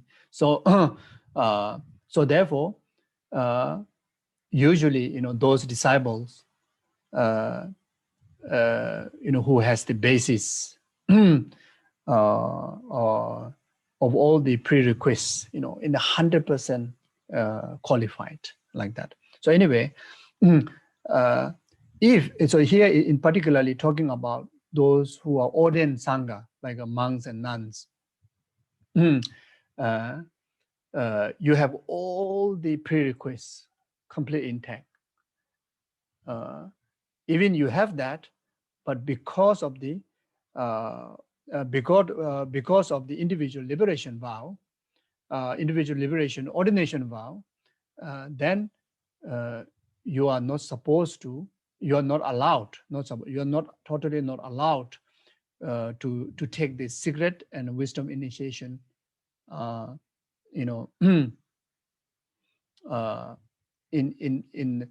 the actual, conventional way, not. So he's talking about that. So therefore, Lama, but that doesn't mean that it obstructs to actualize the complete initiation, full initiation, and actualize full enlightenment. It's not. It doesn't obstacle that. So then, for that to clarify that, Lama Tsongkhapa himself, his life give the answer. Lama Tsongkhapa himself, since a little kid, he become monk, and entire his human life, he stay as a fully ordained monk. So and also he didn't manifest to actualize full enlightenment within that ordained aspect of monk's life. You see, so Lama Tsongkhapa actualized full enlightenment in the intermediate state, actualizing the Sambhopakaya, taking the intermediate state onto the actualizations of this the Sambhopakaya, through Sambhopakaya, then actualize both Dharmakaya and the Rupakaya. You see, so that itself is the answer, or the proof that you can enlighten within one very lifetime.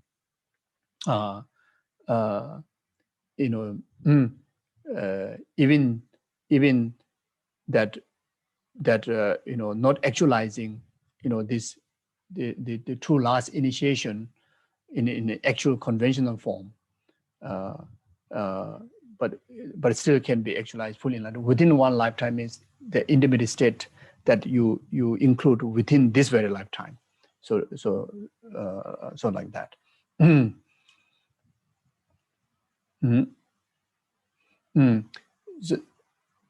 So you see, so if you engage in the secret initiation in the conventional way, then the vow of the sangha will be renounced. So that is not allowed. You see, and more than that, as we discussed earlier, even from the Suti point of view, the highest ordained vow is the most powerful basis of the higher vows, like Bodhisattva vow. Then that naturally understood that for tantric vow, the most powerful basis to the tantric vow is also the the fully, the as high vow, individual liberation vow that you observe. Verse 65. If those observing the Astri practice of the pure conduct were to hold this initiation, their vow will be, austerity would be impaired through doing that which is prescribed. So that's the meaning that I already mentioned. So this create the transgression which are the defeat.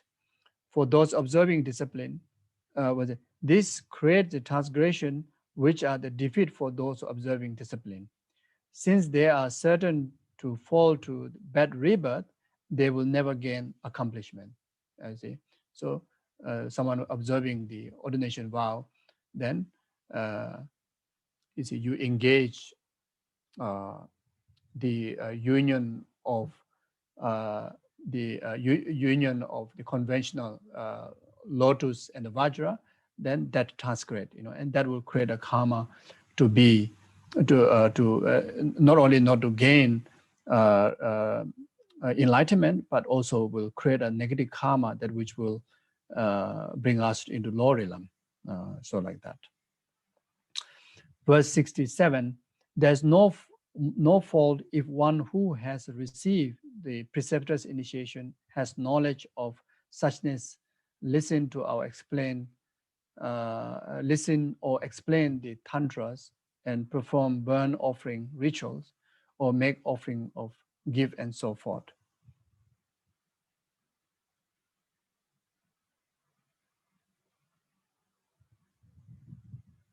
No, this is talking about the certain activities of tantra, like fire puja, like doing fire puja, not normal fire puja, but the fire puja in relation to pacifying, increasing, controlling, and the wrathful fire puja, not allowed to perform if you don't have the preceptor's initiation and retreat have complete. You have to do the commitment retreat, otherwise you cannot perform. It will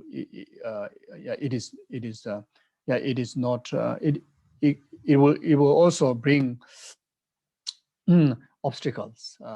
Obstacle in the sense that obstacle to bring inconvenience to the practices. Instead of benefit, there's no, it can be even harmful. You see. So when you perform fire puja, there's someone there who is acting the Vajra master. That has to be someone who already have the high tantric initiation and have completed the at least commitment retreat. Commitment retreat.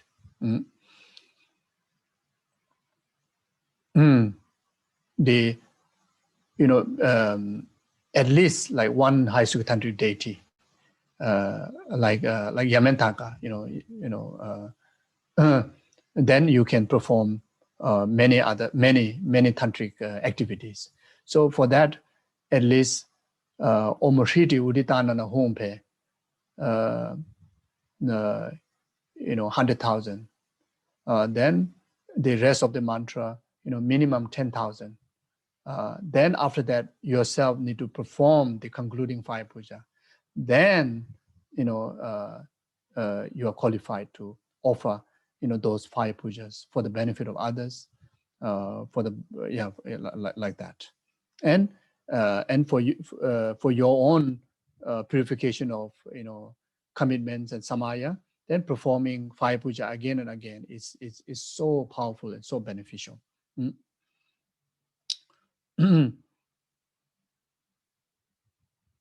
So you see, Vajradhaga fire puja, given a name, but it is not as similar to the 4 fire pujas. Okay, then verse 68. Oh, that complete. That complete. Now the conclusion, the last verse 68. I, the elder Dibamkara Shri, having seen it explained in the sutra and in other teaching, have made this concise explanation at the request of Changchu. You see, Lama Atisha, he didn't give just his opinion. He said that he have learned and seen all this teaching that he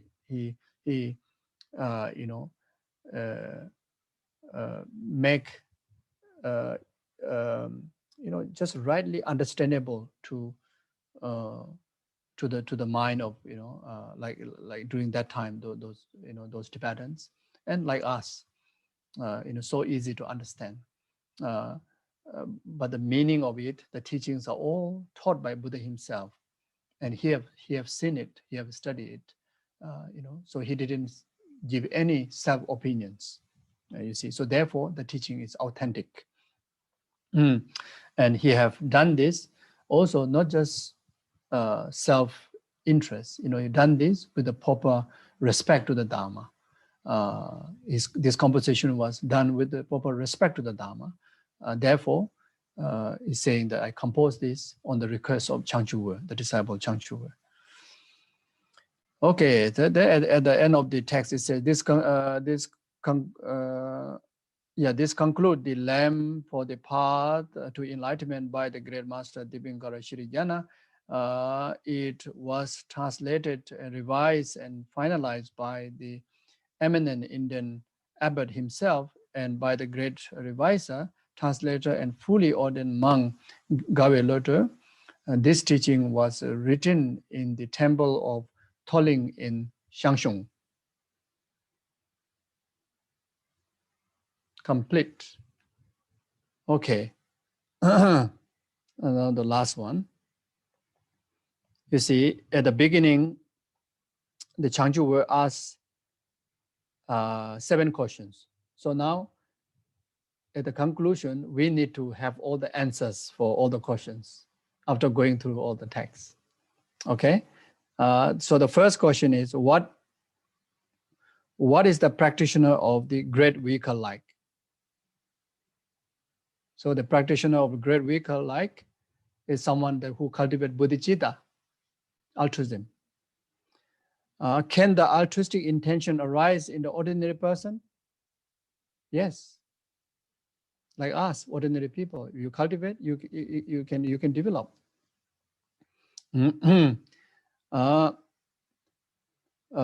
Does one need to hold the individual liberation vow as a basis for Bodhisattva vow? Yes. Remember, at least refuge, because refuge vow also include within individual liberation vow.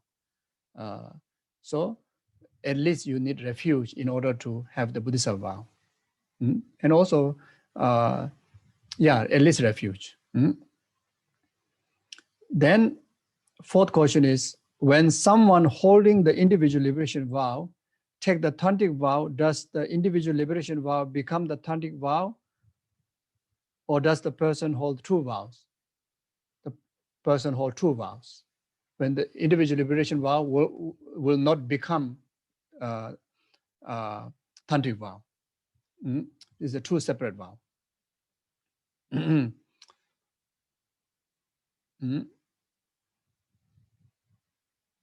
Does skillful means and the wisdom need to be combined or not in order to complete the 2 great store of merit and insight? Must combine. Today emphasize must. Remember, there's 2. You see, no bodhicitta, no enlightenment, no emptiness, no liberation. So must combine.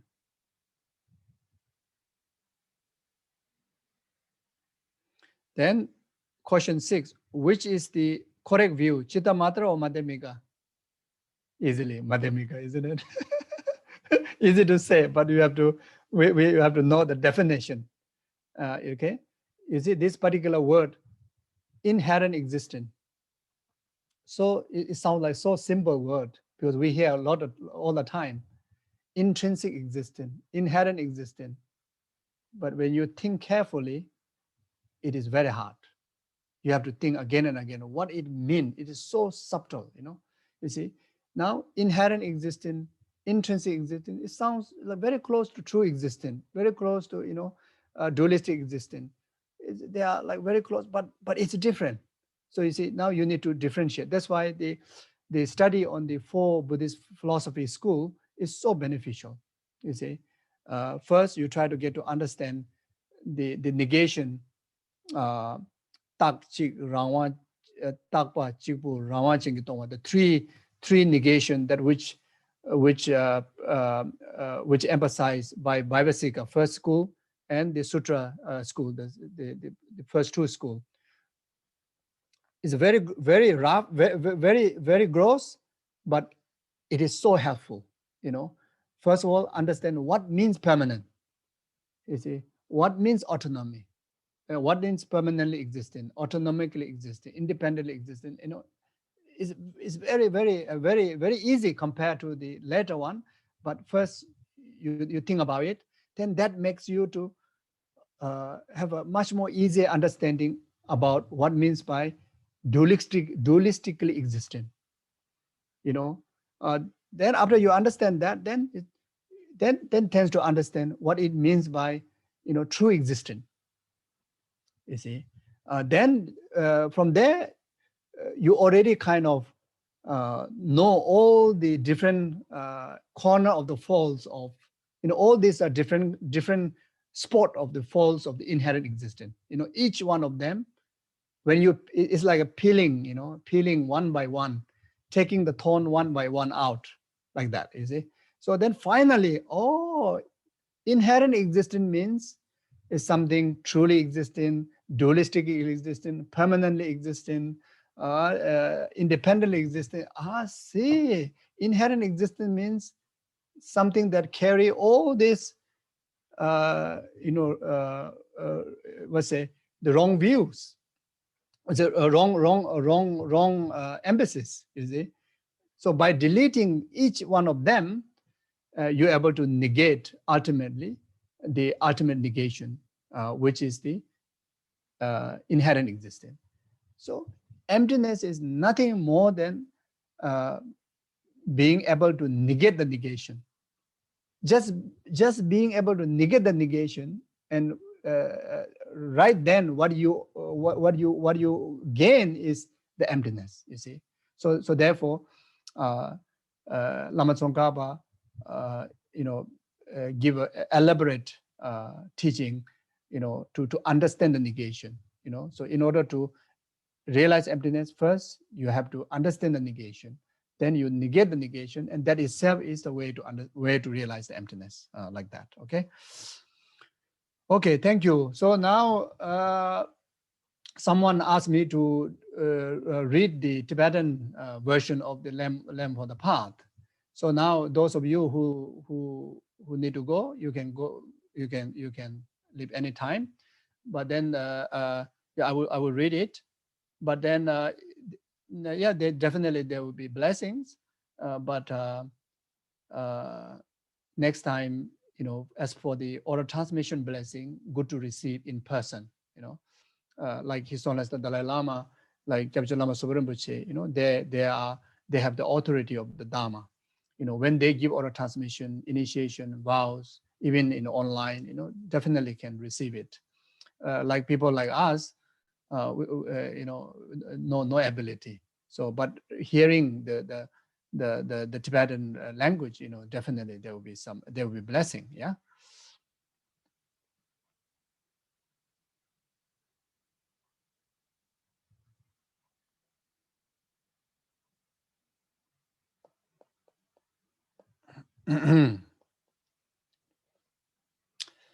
Sanjita Zona Jomanda, Division Robins and Sanjita Zona Jomanda, Division Robins and Sanjita Zona Sanjubada, than it gets in Daggy to give us some $1 pages, Sanjay Zopa.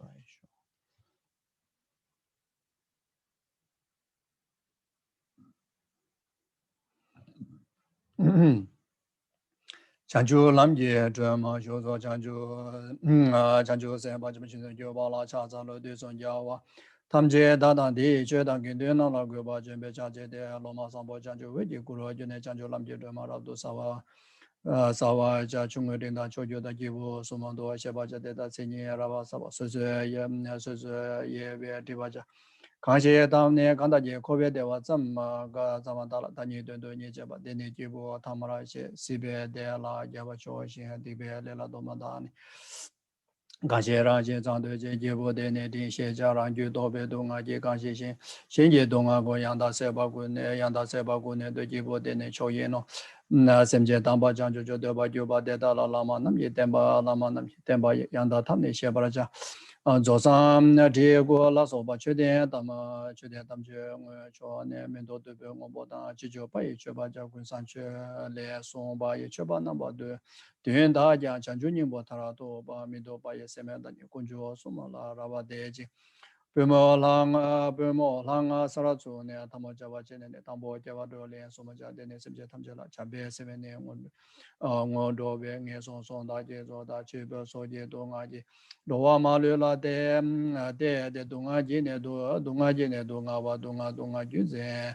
Le Do Wa Tarba Do Ba Ne Do Ba Me Ba Tam Chabe Chanju Sem Ne Je Ba Ja De Dharma Bezem Da Ne Jebe Yun De Gang Yin Ba De Ne Dong Bo Ge Ba Ye Do Le Jam Ba Ra Do She De Do Lo Ba La Ma Le Nye De Zo Be Chan Ju Sem Je Yun De Ta Me Na Ba Ja Na Ba She Ba Je La De Ne Jun Se Yan Do De Da Yang Do Sem Ne Je Ba Ja Ba Jin Ji Ju Do Da Le De Ye So Na Ma Ra Ba De Ba Kande CJ Suma Zama Do De Ne Te Bra Ja Chan Ju Sem Je So Nam Ka De Le Ka De Su Che Na Nam Ge Kam Ne Ku Kande De Ne De Wa La Bra Ju Kang Ge Je Me Da Nye De Sang Je Shi Na Mi Kang Je Ri Je Da Ye Ku Kang De Ji De Ku La Po Bo Wa Le Kang Ge Da Mo Cha Ji De Chan Ju Do Ne Chan Ju Do Ne Sem Do La Cho Ba De Ne Je Ba Ba De La Ta Ne Ma Chi So Chan Ju Me Be Se Me Da Je Ne Ba Beba Mambo Gundo Beja Shin, Dene Jeba Shin Do, Ten Do, Chige Shebe, Laba Yunso Song, Jusen Da Ne Doba Ma Doba Yanda, Mumba Peva Juma, Zobe Chanju Mumba Pedo Badi, De Che Bebe, Dene Nebra Lang So So Taba Ri Dun Ye, Dado Doma Shin, Demba Da Chanju Sembe Doba. Kaba Yue Jie Shen Do Me So So Ta Ba Ri Duen Da De Xin Xie Be Xie Ba La Chan Chang Jue Ba Ne Cho Yin De Gin Long Dong Ba Da Du Xie Chang Ju Sen Be Sa Da Ne Cu Lin Li Wu Song Shuo Ga Yi Yang Da Zhen Yin Den Ba Ye La Ma Sang Le Dong Ba Lang Do Be Chue La Ge Ba Da Da Nye Kang Ji Dong La Ne Do Ba Bo Su Yin Jie De La Ma Sang Bo Xie Ba De la bebe de da we ka de la ma ma nye na de le shen do no ba chue jiang da xie ba ja de la ngun ze chan be ba a wa ran za ju ba ye chi da chang ju tu je ne chan ba je ne sang je xin je jen je de le xie ba ja de ne rab sa di Gombo Nam Je Chen Aro Zobe Chanju Sim Je Jowa Tam Je Ruan Do Ba De Da Do La Le Da Do Ne Se Do Be Se Me Nye La Se Na Na Ne Cha Do Nye De Ne Song De Chanju Chu To Je Ba Do Mi Ja Wo Sang Ba Je Ba Je Cha Xin De Dang Do Ba Bang Ba Je Chu Lian Do Ba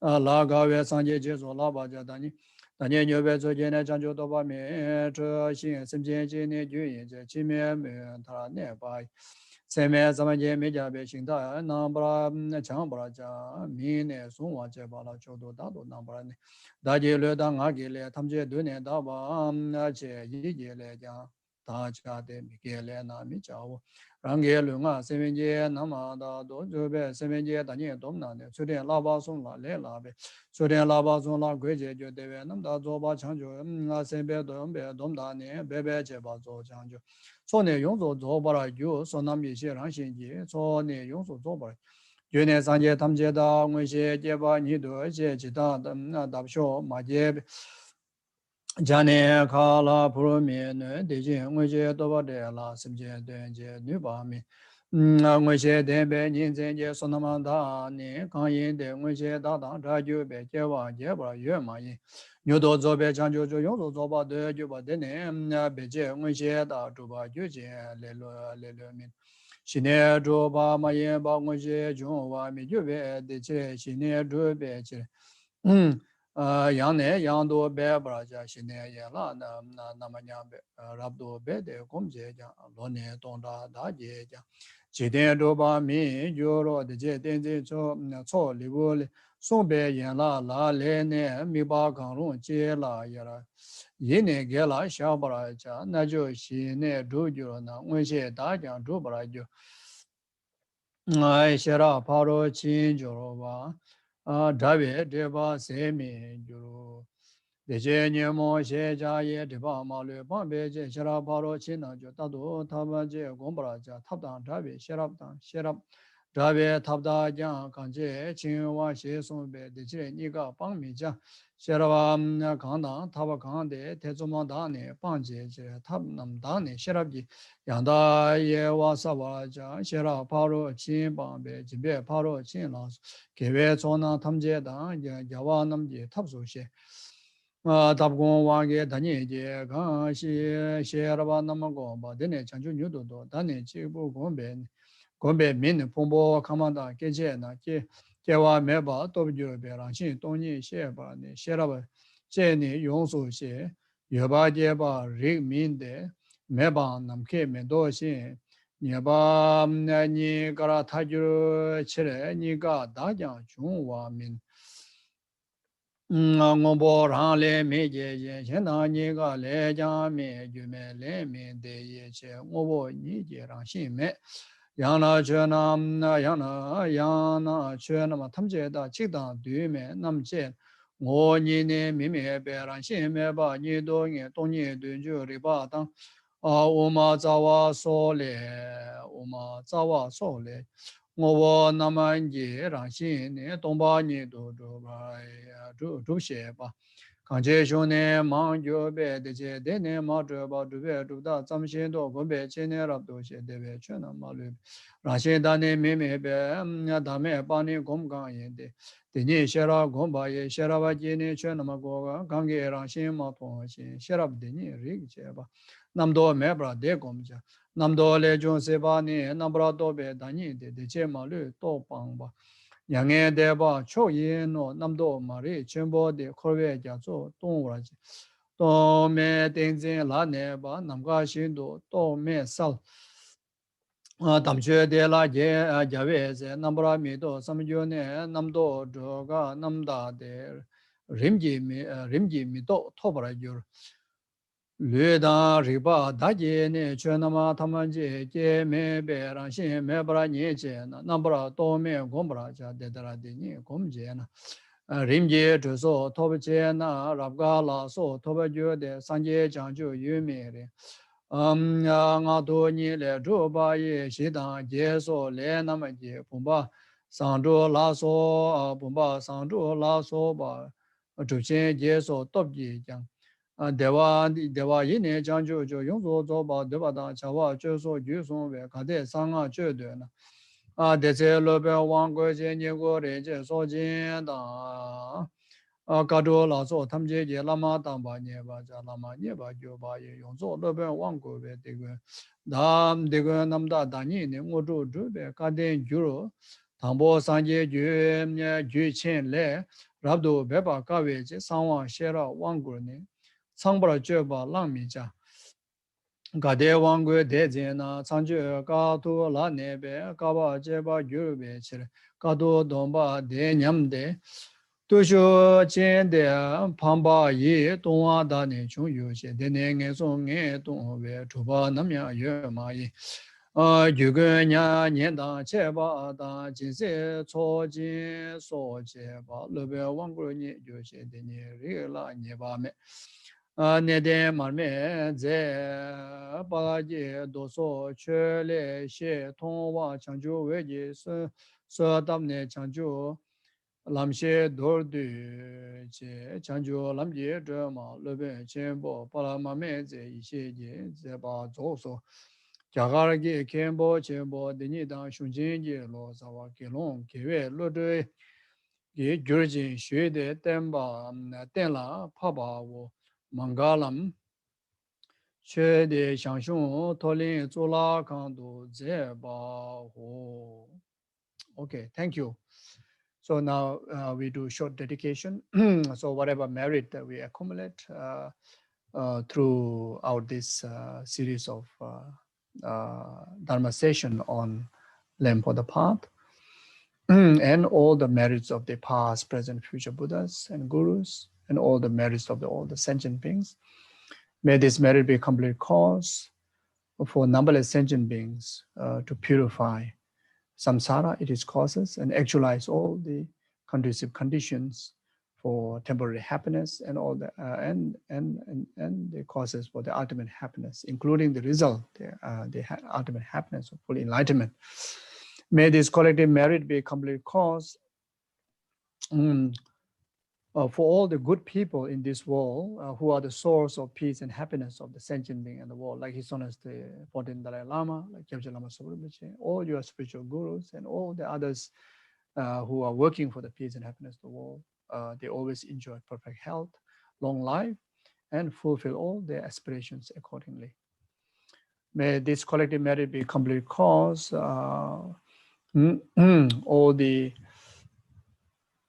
suffering in this world, in particularly this very time, the pandemic, to be pacified, completely eradicated from the human existence, and actualize normality with,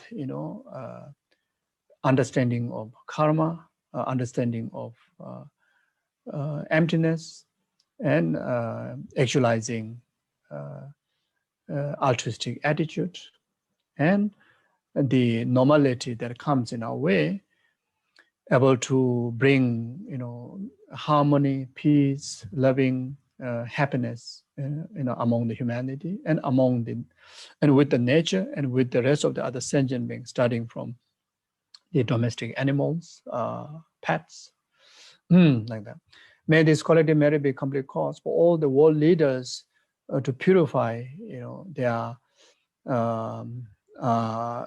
self-grasping, self-cherishing, anger, misunderstandings, and equipped with wisdom and loving kindness and compassion, and also to all those leaders of the organizations, leaders of the companies, leaders of the family, and yourself who lead your life, equipped with the wisdom of both conventional causality, the wisdom of understanding ultimate reality, and loving, kind, compassionate altruism, so that whoever lead under that leadership can able to live a life meaningfully with much virtue, peace, like that. May this collective merit be a complete cause for all the sentient beings, all the people who pass away, in particularly during the last 49 days. May the merit be the cause for them to purify the suffering of death, suffering of intermediate state, suffering of rebirth, and actualize a higher rebirth where they meet the perfect Maya and Guru, and within that very lifetime actualize state of full enlightenment. May this collective merit be a complete cause for all the communities that who preserve the Buddha Dharma perfectly, the Buddha Dharma, which is the source of peace and happiness of world, in particularly in source of full enlightenment of numberless sentient beings, like such as the 3 great monasteries, the tantric colleges, and FPMD organization, FPMD centers, and all the other, Dharma organizations that who engage in extensive, preserving the Dharma in perfect learning and a perfect practice, clear all the inner outer secret obstacles, actualize all the conducive conditions, and preserve the Dharma perfectly, ever until the rest of the numberless sentient beings actualize state full enlightenment. May this collective merit be a complete cause for each and every one of you, and your family members always enjoy perfect health, long life, prosperity, and able to live a life meaningfully with full of virtues and altruistic virtues, and able to practice according with the teaching that Lama Atisha have shown, able to live up to the aspirations and wishes of Lama Atisha, and take Lama Atisha as our role model, example to be followed for the rest of our life.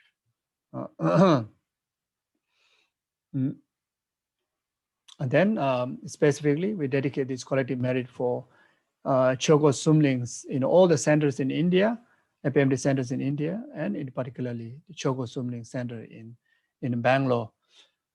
Clear all the inner outer secret obstacles for the preservation of Dharma there. Both the facilities like the center premises and all the other necessities. Actualize all the conducive conditions for each and everyone, the past, present, future, directors, SPCs, members, students, and especially right this very time, Director Aman and the SPC, and Didi, and the rest of the committee, and the rest of the volunteers, always actualize all the conducive conditions, no obstacle in their job, no obstacle in their family, success in their family, success in their job, so that they can able to dedicate their time and resources for the preservation of the center. And most importantly, to enjoy always good health and long life, and have an irreversible conviction and faith in the Mahayanic Buddha Dharma, and able to fulfill accordingly the wishes of His Holiness the Dalai Lama. As I mentioned at the very beginning, the one of the main reason of establishing in the Choe Khor Sum Ling Center in the initial stage, I was involved. The wishes of Lama Zopa Rinpoche is to fulfill the wishes of His Holiness Dalai Lama, and especially to we're so close to great monastery institution where you can get a great qualified teachers, and you can visit these great monasteries, participate in learning, in particularly in extensive philosophy studies.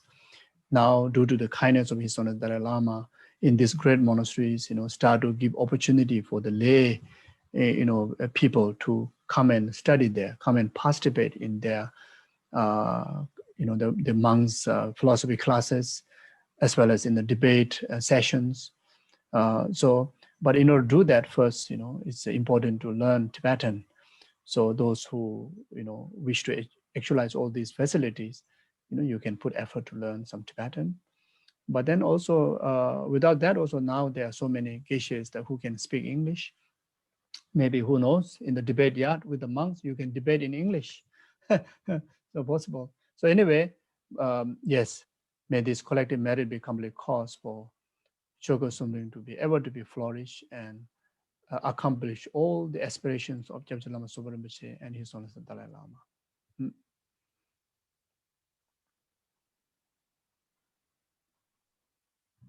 Thank you very, very, very much for all the Choe Khor Sum Ling committee, like director, SPC, and all the others that who make this possible. Thank you, Geshe. You give me a lot of opportunity to accumulate merit, so I sincerely appreciate for that. And I hope I have no wisdom to offer, but then as long as we're able to go through word by word of Lama Atisha's teaching, so that is the greatest wisdom. And I hope that at least